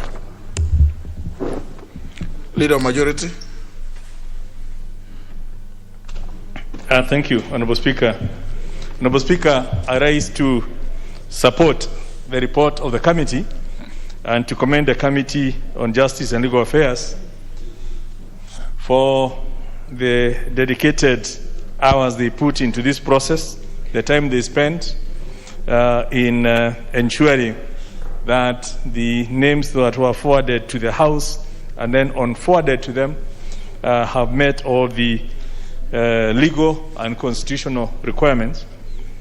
And all that evidence of their work is contained in their very elaborate report, which the chairman has so graciously presented before this House this afternoon. I also want to take this opportunity to commend the panel who received, I believe, it's 669 applications. When the adverts were put, I think for TSC they received 299. Now for the IEBC, the number of applications was a whole 669, which it basically shows so many Kenyans are keen to serve the electoral body, or it's basically showing how IBC is rated. Honorable Speaker, the panel would not have been constituted if it wasn't also for the work of the Parliamentary Service Commission, which you chair, that midwifed the whole of that process. And hence I also want to record the thanks for the work that you and the Commission did in facilitating the formation of the panel and the panel in the interviewing and committee, and eventually through His Excellency the President, we have the 4 names here. Honorable Speaker, I think we all know the importance of the Independent Electoral Boundaries Commission as the referee in our elections. It's at the center, the heart of the success of elections. We've seen crisis during our elections. Unfortunately, has seen violence. We've seen the worst. Or any of the violence that has happened in this country, it's tied to the electoral cycles. And hence, having a credible, independent Election and Boundaries Commission then makes a lot of sense. We've also seen what we were discussing this morning, the issue surrounding the Building Bridges Initiative constitutional amendment. And indeed, everything seemed to have just been brought down by the fact that IBC was not queried. So IBC is at the heart of everything. And like I mentioned in the morning, including the elections for the Court of Justice, Court of Appeal itself. It's IBC was right there, and if it was not queried, then it's basically we're doubting even whether the Court of Appeal itself is properly constituted. So it's been there and helps political parties. We've also had so many by-elections, and you can see if we really don't get IBC right, we're going to be in out of trouble, especially with only 11 months to go. After today, we believe they should have a quorum. And I believe the reconstituted IBC has a big role. First of all, to review what decisions have been made by the portion that has been declared as non-courage, and make a right before it then gets presented to the courts and puts the whole electoral cycle into jeopardy. Because, and I believe, again, a critical thing they need to do is time for them to recruit a CEO and to fill up all the positions so that as we go towards the elections, we're not fighting over, did they have the right people? Will the commissioners be doing the work of management? And then we end up with all those issues. Honorable Speaker, I know I've had discussions of people saying, why are we bringing this name so late in the day? Why didn't we bring them early in the year or even last year? And I want to say there has not been any delay in terms of, at least not from the government side, from His Excellency's side. We had to wait for the legal framework on the recruitment, which we passed in this House early in the year. And it's only after the passage of that law that it could trigger the process of getting the panel and then leading to where we are today. Honorable Speaker, as we were discussing earlier today about the commissioners, and indeed at every other occasion, this issue of regional balance seemed to play, almost emotional. And I know even now we'll be looking at it. But much as we appreciate that the commissioners who have been appointed for IBC, and indeed everywhere else, come from the different parts of Kenya and represent the face of Kenya, when they join a commission, when they join a corporation, they don't go there to agitate for regional interests. And I don't want to disabuse this feeling, because perhaps the emotion you get around people feeling that we don't have one of our own is because there's an expectation that when you have one of your own, they are going to agitate for your personal interests. Yet commissioners are there as individuals. They applied. There are 669. None of them was sponsored by a tribe. None of them was sponsored by a village. None of them was actually sponsored by a grouping. But they applied in their individual capacity. They went to school in their individual capacity. They have been interviewed in their individual capacity. All the selection panel has done, and the appointing authority, is to ensure that the very best of those individually represent the face of Kenya. But collectively, when they come to their commission, we will expect them to serve the great Republic of Kenya first, not start thinking about that I was nominated from Mount Kenya, so I must serve the interest in the commission of the Mount Kenya community. Or I was nominated from the coast, so I must serve the people of the coast.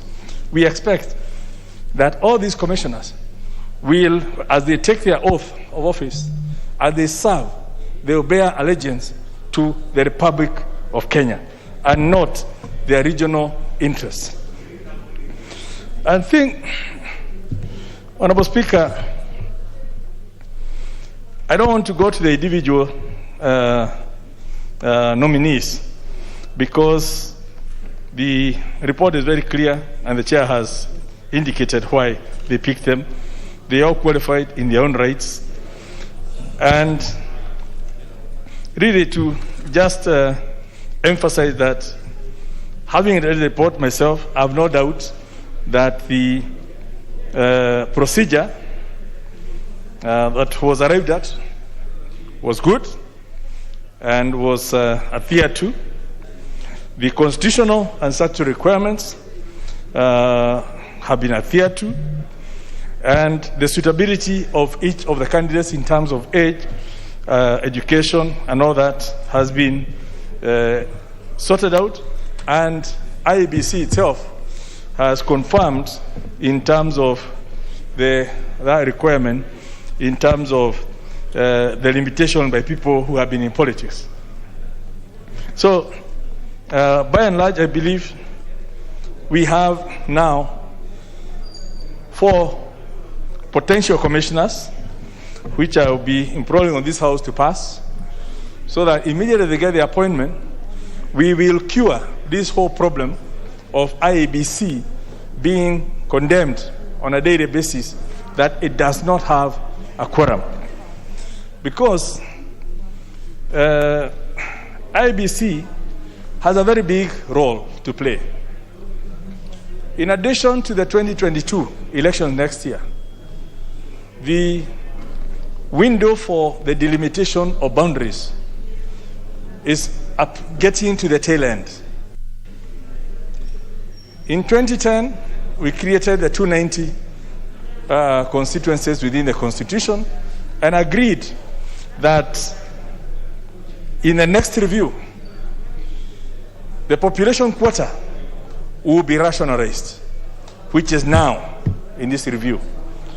So I would like to urge IEBC, the new IEBC, to take this matter seriously. And if possible, to do it as early as possible, not wait until the far end, because it's going to be emotional. There are constituencies that we will lose or will be scrapped because of the population quota. And the framers of the Building Bridges Constitutional Amendment Bill had foreseen this problem and had tried to save all this. Unfortunately, because of the politics of where we are, we don't seem to think of the unification of Kenya, so some people will suffer, while others will gain, as we do. But IEBC, unfortunately, will be given that responsibility. In 2010, they did a very bad job of it. And hence, we ended up with more gerrymandering and constituencies such as Embakasi and Ruiru, ending up with people, representing 3 times what their neighboring constituencies do. And obviously, we have some tiny constituencies, and this disparity is what causes all these tensions and inequitable people feeling that there is no equity and the tensions around the election. Now that BBI has taken a break, because I would say it's off the radar, it's taken a break. During that break, can IEBC demonstrate to this country that they can ensure there is equitable distribution of the voice of the people in the next review of the boundaries? And if they can distribute that and show people, then perhaps the debate over 70 constituencies will not even arise. If they can demonstrate that equity in the distribution of those, then the debate on how we should be distributing CDF will not even arise, because all that will have been factored within the situation. And because we like pretending, or we like equating ourselves to the great democracies of the United States, where we borrowed this Republican system, this presidential system. Its stability is anchored on the equality of the vote, with with the total population of the U.S. being divided by the set number of seats in the House of Representatives. And the electoral district boundaries are then drawn accordingly, and they shift to make sure that as close as possible, right? Barring splitting a house into 2 so that the bedroom is on one side and the sitting room is on the other, that as close as possible, the population of the United States is distributed equally, so that every person in the House of Reps, in the Congress, represents the same number. And of course, the states is a different ballgame. Theirs is to protect the union, So every state has the 2 senators. But at the college, at the presidential level, the college is then weighted to represent the population. But so we borrowed that system and expected it to work here just by bringing it into the Constitution without then also replicating the equality that's required so that for democracy to really work, voice must count. So, Honorable Speaker, I just want to reemphasize that so that even as we get the new commissioners to come in, it's not just another job we are giving them. It's not just so that they can feel our community is now represented in the IBC, but it's to know they have a very serious job to do. The future of this country, the peace and stability post August last year depends on the actions of IBC. If they can deliver a credible election, then there will be peace. If they deliver a doubtful election, we don't want to contemplate what will happen. The ball is in their courts. I support the report.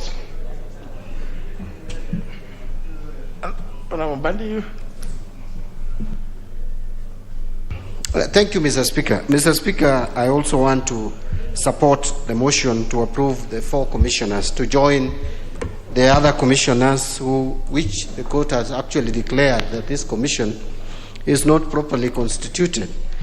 Although, again, we ask fundamental questions as to whether a lot of illegalities have happened in this country as a result of this decision by the courts. But that is subject for another day. Mr. Speaker, I think as a country, we have been a bit careless and negligent, allowing ourselves to run for months without a properly constituted, run for a very long period of time without a properly constituted commission.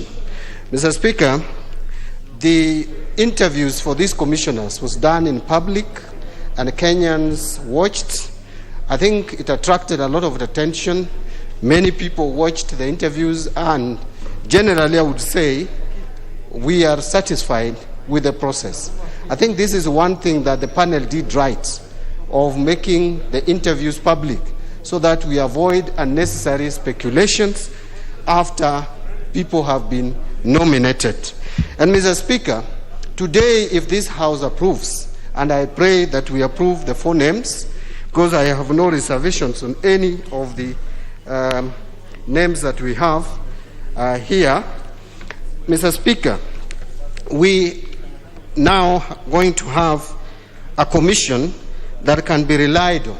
Because the 3 commissioners, Mr. Speaker, and I spoke to this, though not in this House, but in a public forum as a national leader, I did say that the chairman and the other 2 commissioners should stop some of the processes they had embarked on, where they were making fundamental decisions touching on the elections of next year, and which would put into question the integrity of the very elections.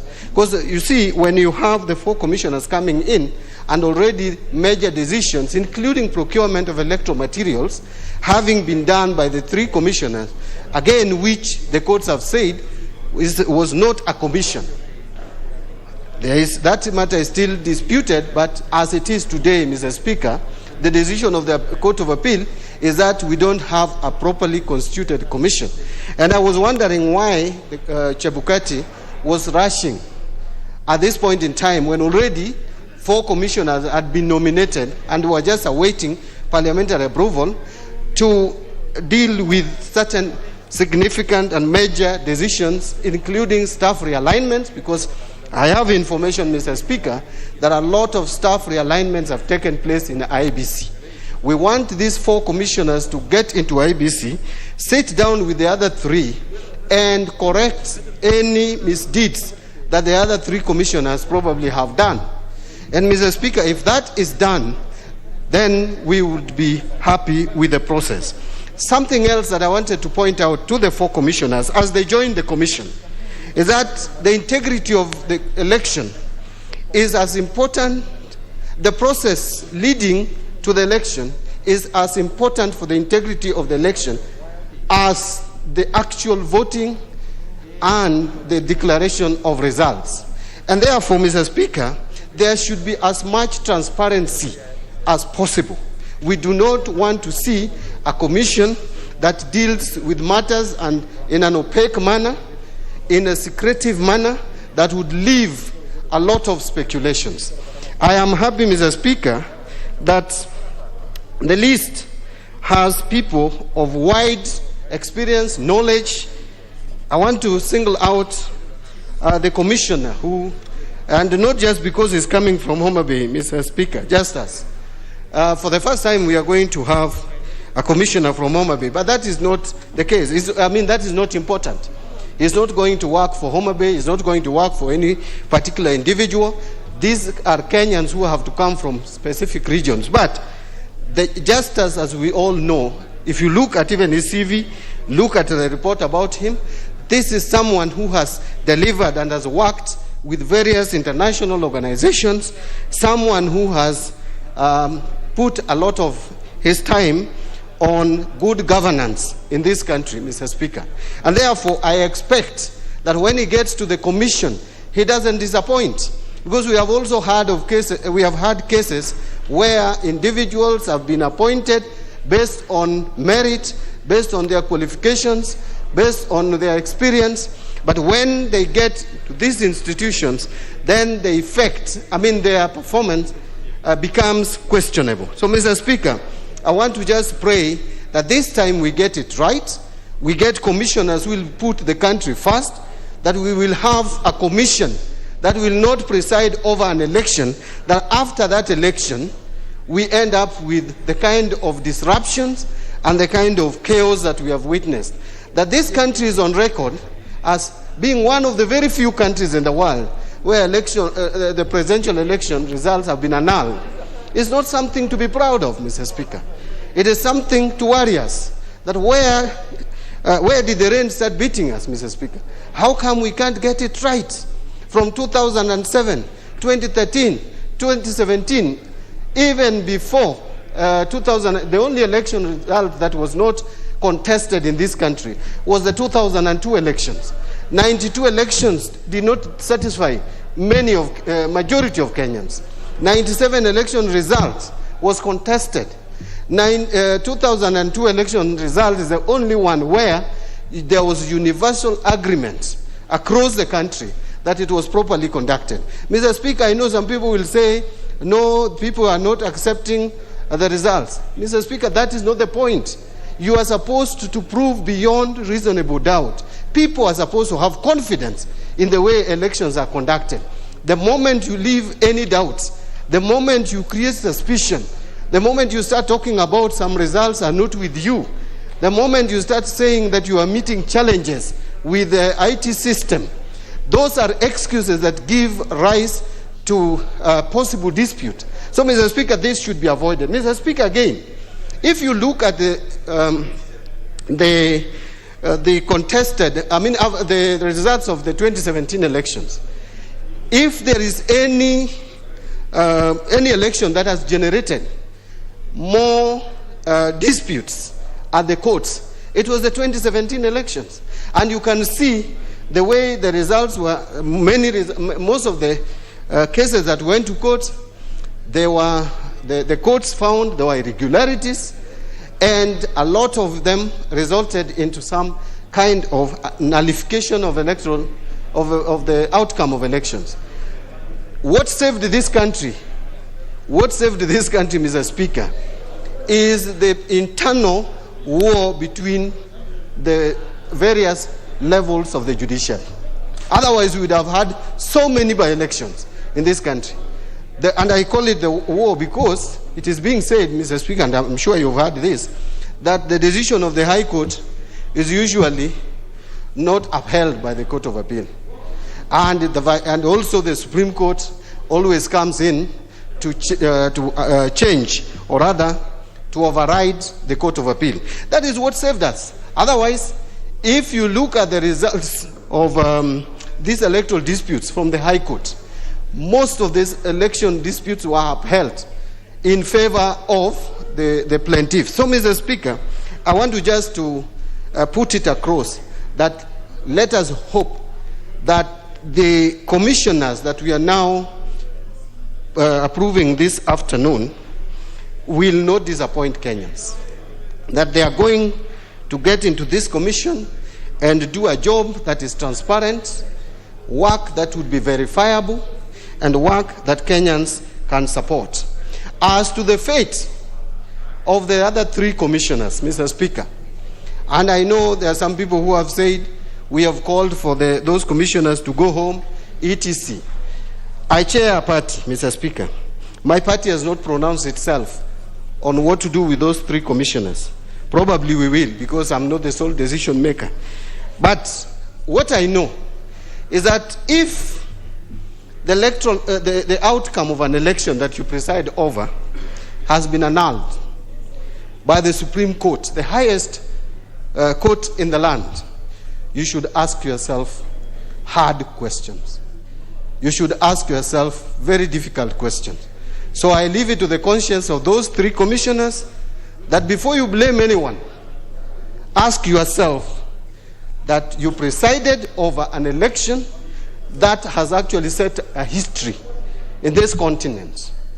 Then do you think morally it is justifiable for you morally to preside over another election? That is a question that I think these commissioners will have to answer. And that is something that we need to debate going forward. Even if we are going to allow them to preside over another election, they must convince us. They must show some kind of remorse, number one. Two, they must convince us that they are doing things differently. They cannot do things the same way they prepared for 2017 elections, which created the problem that we are in. I mean, being the only country in the continent where the presidential election has been annulled, Mr. Speaker, speaks volumes. And so, Mr. Speaker, the three commissioners, you are in office, please prove to Kenyans and demonstrate to us that there is something you are going to do differently in 2022. This country cannot, Mr. Speaker, again entertain, and we cannot, this country, especially after this COVID pandemic, our economy it cannot be resilient enough to withstand disruption after 2022 election. And I want to just plead with all of us that we need to tone down our political rhetorics and concentrate in preparing for the 2022 election, and actually ask ourselves if there is a place where the process seems to be not right, we need to correct it. My final comment, Mr. Speaker, again is to IBC. Where you see, Mr. Speaker, the problems with elections begin with party primaries. And I know people have blamed us. Kenyans have blamed our political parties for not managing party primaries well. But, Mr. Speaker, I have been an active participant in party primaries. I have never faced an opposition having won my nominations unopposed. I have always competed from 2007, 2013, and 2017. In fact, I tell people that I'm the only national chairman of a party who has faced party primaries in his party, of a serious party. And that demonstrates democracy in my party. But political parties need time to conduct party primaries. You cannot give us 1 week. You cannot give us 4 days. Mr. Speaker, I want to talk to IBC and tell them that what they should wait for from political parties is the list of their candidates. They should not restrict us to 4 days. They should just tell us on this date, you need to provide us with the list of those who have been nominated. We can stagger nomination in 4 months because as political parties, we don't have machinery to conduct the kind of elections we are doing in this country. Party primaries is like a general election. You cannot do that in 4 days as a political party without even resources. ODM as a party conducts elections in 290 constituencies with 200 million, 400 million. It is not practical. So what we are asking is allow political parties to stagger their nominations, to do it in a manner that is transparent, that would convince their members that the spirit of democracy has been lived up to. So that is what I want to ask IEBC. Please, the timelines you have given, I want to ask that you drop the idea of conditioning political parties to 4 days of party primaries. Mr. Speaker, with those many remarks, I support the motion to approve the 4 commissioners. Thank you. Honorable Duale. Mr. Speaker, I rise to support the report of the JLAC Committee in vetting of the 4 nominees, Mr. Madenge, Madam Irene, Mr. Obonyo, and Mrs. Juliana. And Mr. Speaker, at least one of the judgments given by the courts have been fulfilled this afternoon if this House agree with.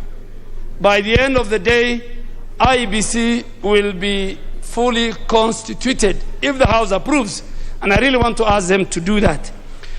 Mr. Speaker, I am also happy that this committee for the first time didn't receive any memoranda touching on any of the 4 individuals, and that translates into that their integrity is above board, and I hope they maintain that.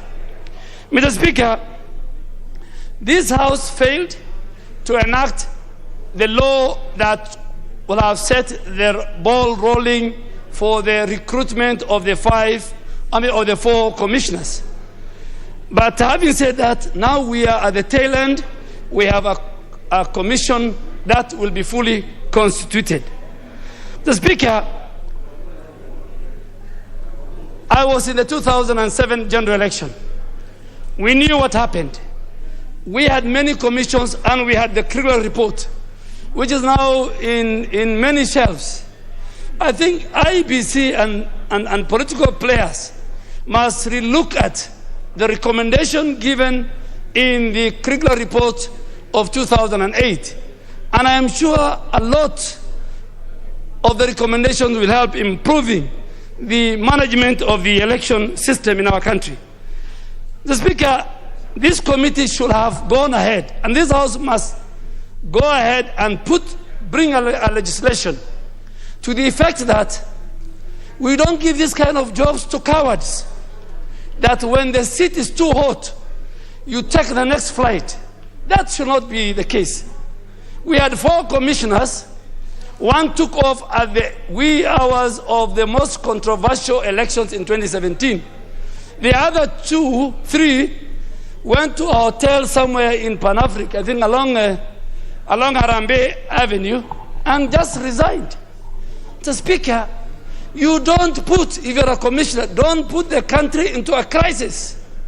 You must uphold and protect the position given to you by the Constitution. And I was so happy, Honorable Junet and many of the members of that commission, you have put to those members, these commissioners, will you run away, Mr. Speaker? And they all answered in affirmative.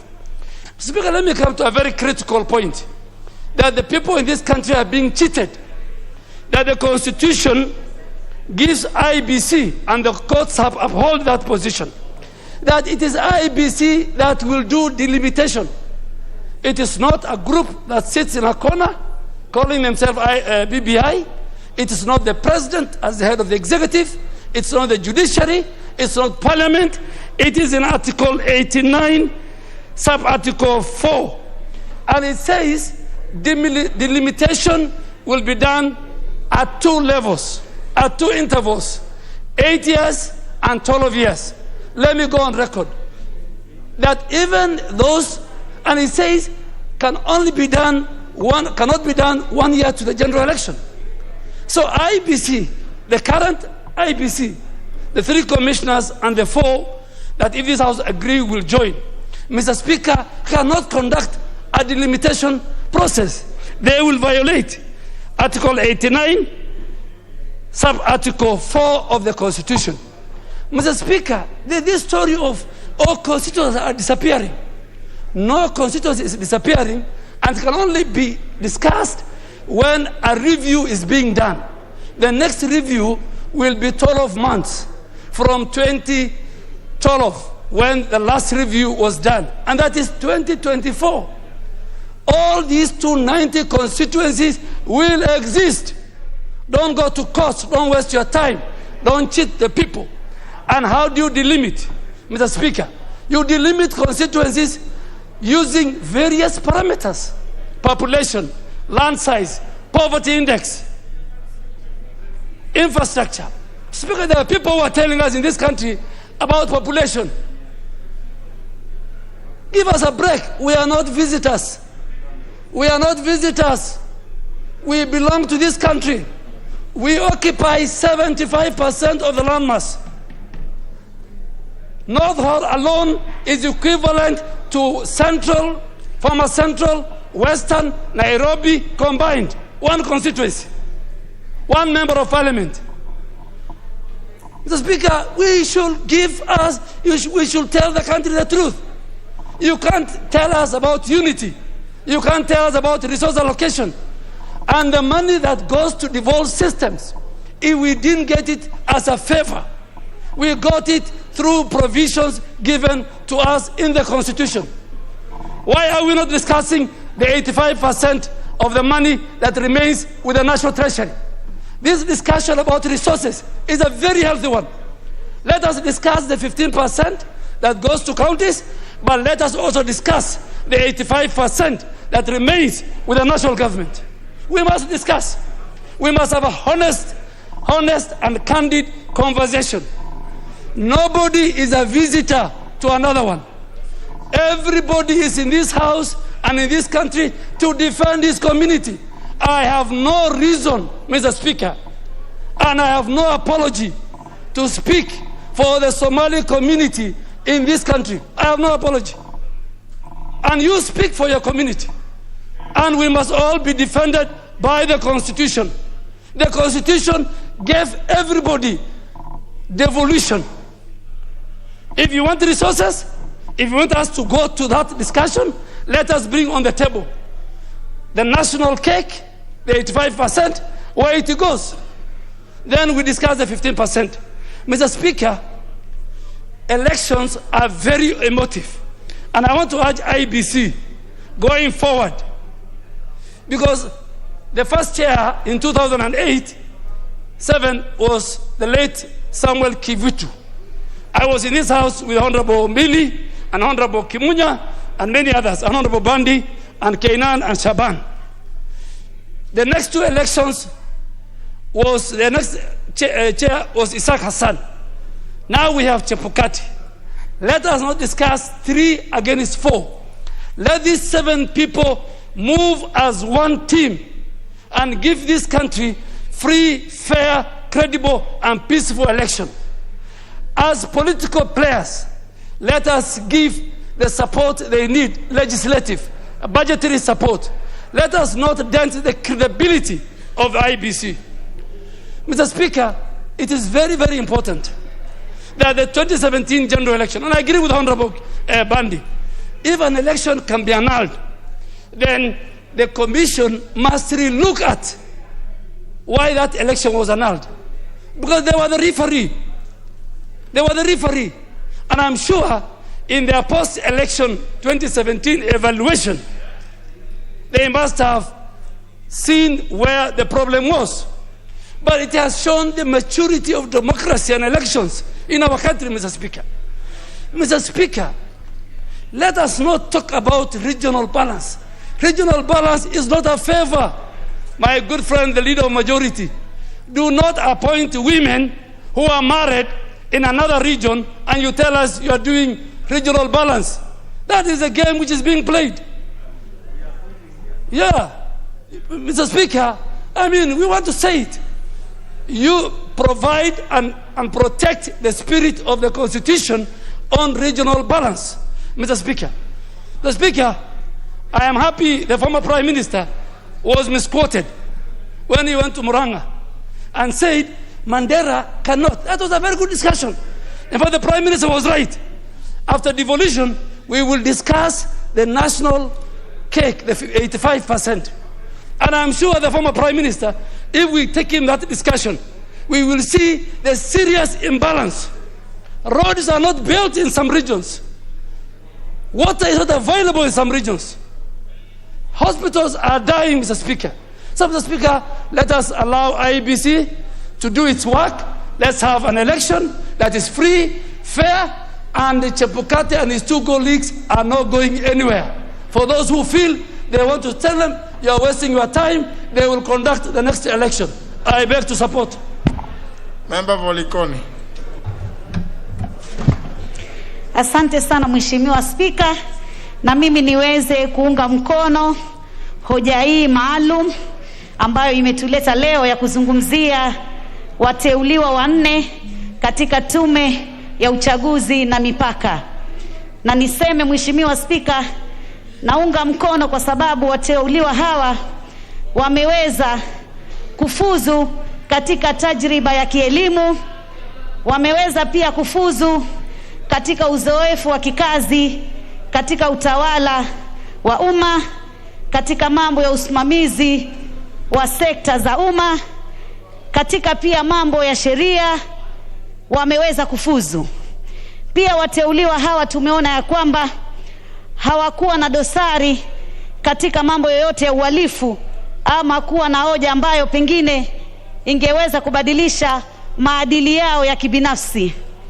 Mheshimiwa Spika, tumeona ya kwamba Mheshimiwa Uhuru ameweza kuzingatia jinsia, kina baba na kina mama, na akaweza kuweka kina baba wawili na kina mama wawili. Hiyo basi ni kutuonyesha kwamba kule tunakoelekea tutaweza kupata 50% katika uwakilishaji katika sekta zetu za kitaifa ama sekta zetu za umma. Kwa wakati mrefu tumekuwa tukisema ya kwamba tume hii ya uchaguzi na mipaka imekosa akidi.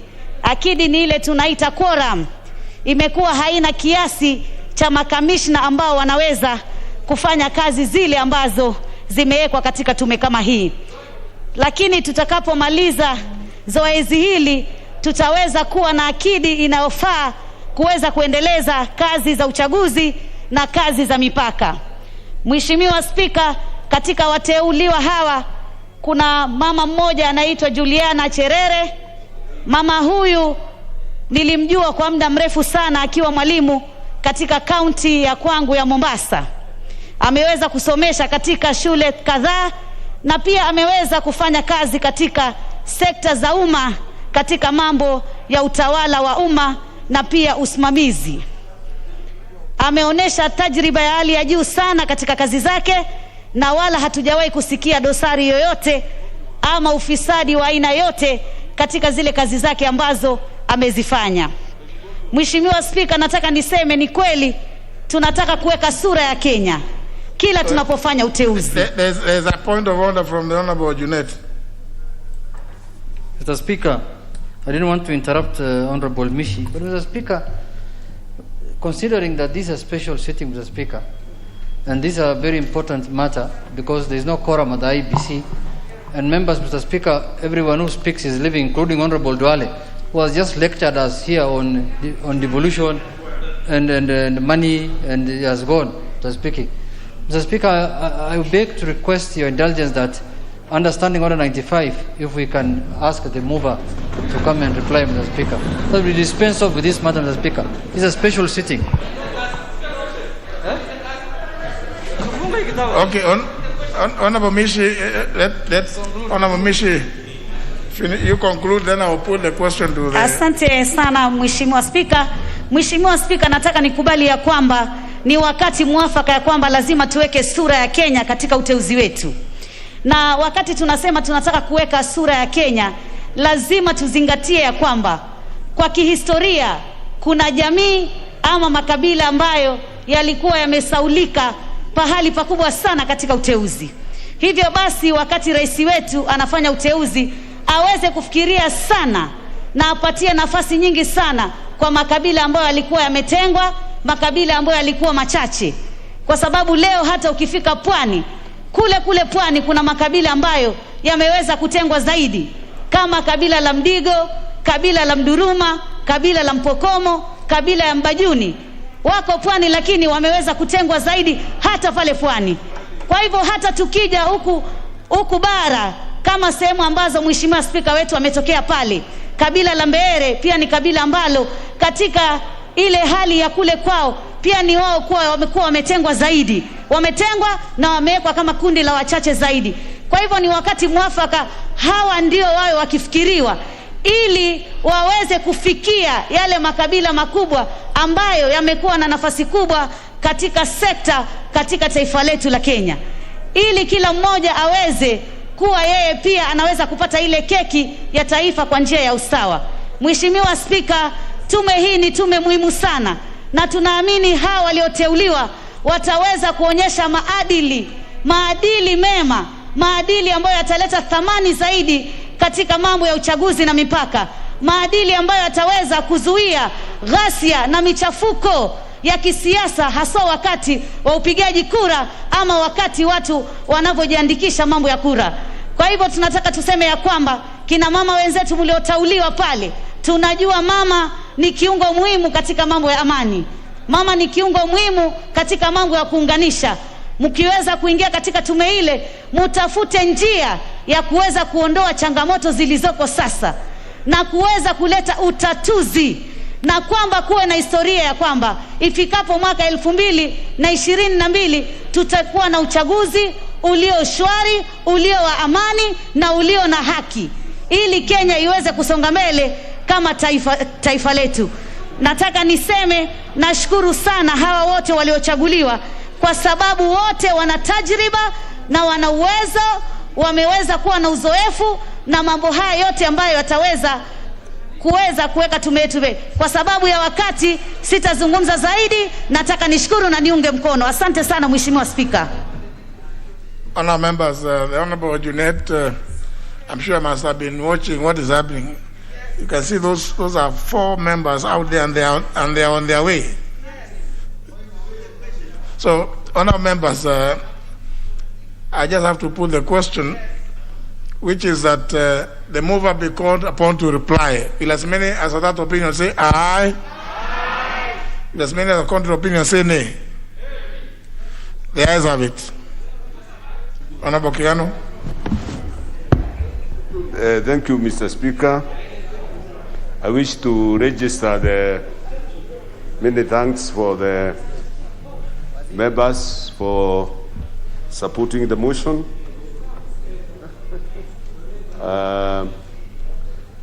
Mr. Speaker, I have taken cognizance of 2 matters that were brought to the Chamber's attention by Honorable Kimunya. Spoke about marginalization. We have taken note that marginalization can be effected in the reverse, when at times you have very qualified candidates, and because they come or their origin is not a minority, they are disqualified merely when they are very qualified, and in lieu thereof we take some mediocre and some unqualified candidates merely because they come from the so-called marginalized. In effect, you marginalize the majority, when you disqualify a qualified candidate. The second one was raised by leader of majority. The second point was raised by leader of majority, that there has been efforts to reorganize the office of the IBC headquarters by installing also some other very urgent and reorganization in that body, which is urgent, perhaps to forestall in efforts that may be made by the new incoming commissioners. We have taken note of that, And we are going to call a very urgent retreat or session with the total number of commissioners so that we can make points, and firstly,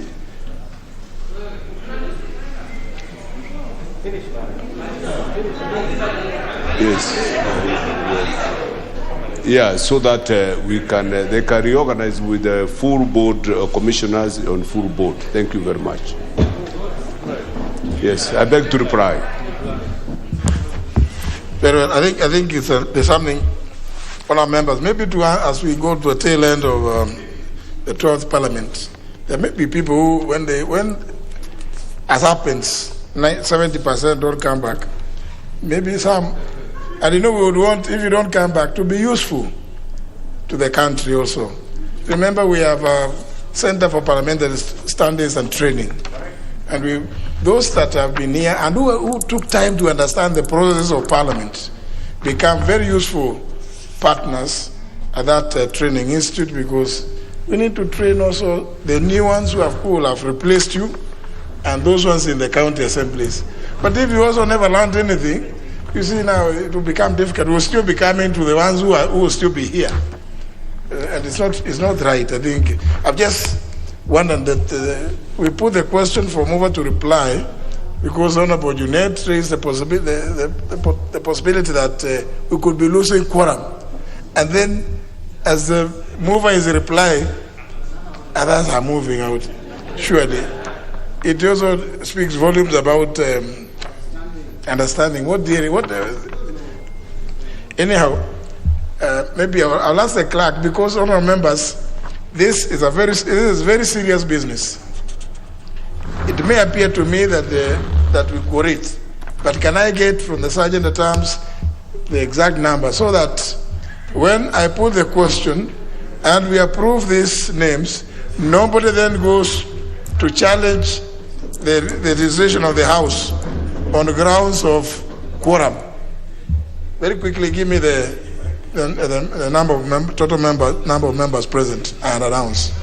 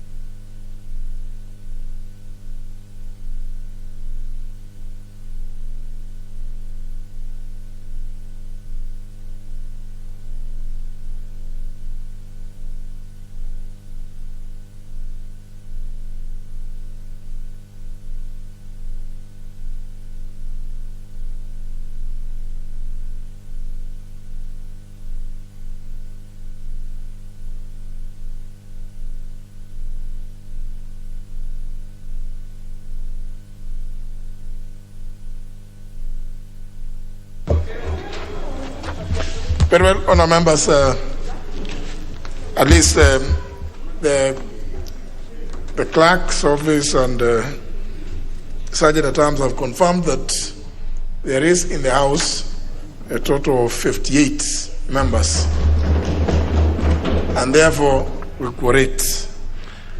And it is okay for me now to put the question, which is that, taking into consideration the findings of the Departmental Committee on Justice and Legal Affairs in the report on the approval hearing for appointment of Ms. Juliana Rihonge Cherera,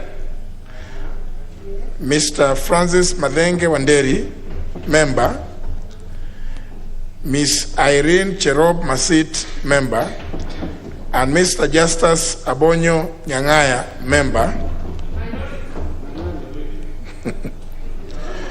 as members of the Independent Electoral and Boundaries Commission, laid on the table of the House today, Wednesday, September 1st, 2021, and pursuant to the provisions of Article 250, Clause 2, Paragraph B of the Constitution, Section 7A of the Independent Electoral and Boundaries Commission Act of 2011, and Section 8, Subsection 1 of the Public Appointments Parliamentary Approval Act of 2011, this House approves the appointment of the following persons as members of the Independent Electoral and Boundaries Commission.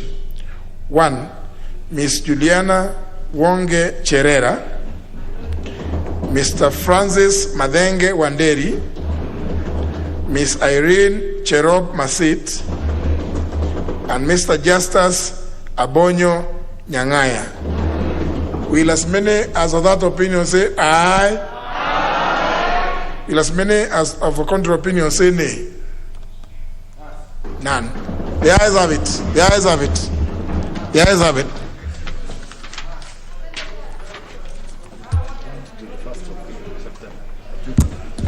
Honourable members,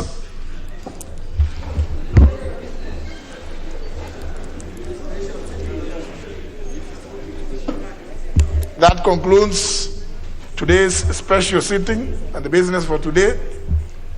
And the time being 1 minute after 5 p.m., the House stands adjourned until Tuesday, the 21st of September, 2021 at 2:30 p.m.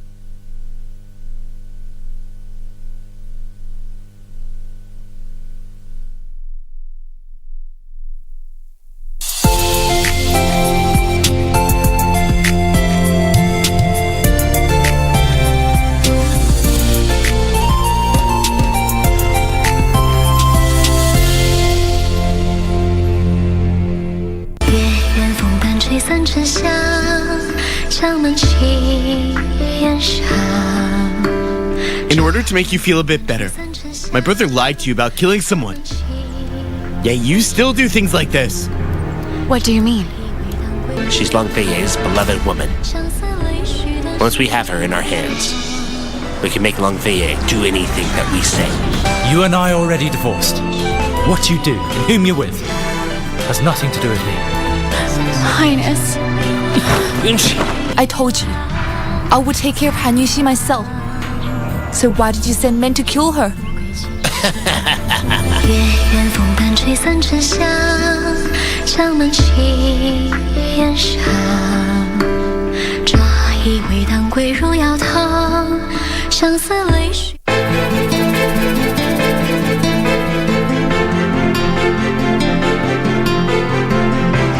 Wajua wasumbuliwa na ujinga. Huu wako ni ujinga kabisa. Amka mama. At least mimi najua pale yuko. Je, wewe? Niliishi na mume wangu, akaniacha. Akakuacha? Akaenda wapi? Ndio maana zikaitwa ndoto mama. Na Kombo yuko hapa kuzitabiri. Mfiliwa? Safari. Tema mati. Acha tu. Excuse me. Yes. Nimekwambia sitaweza kufanya. Kwa hiyo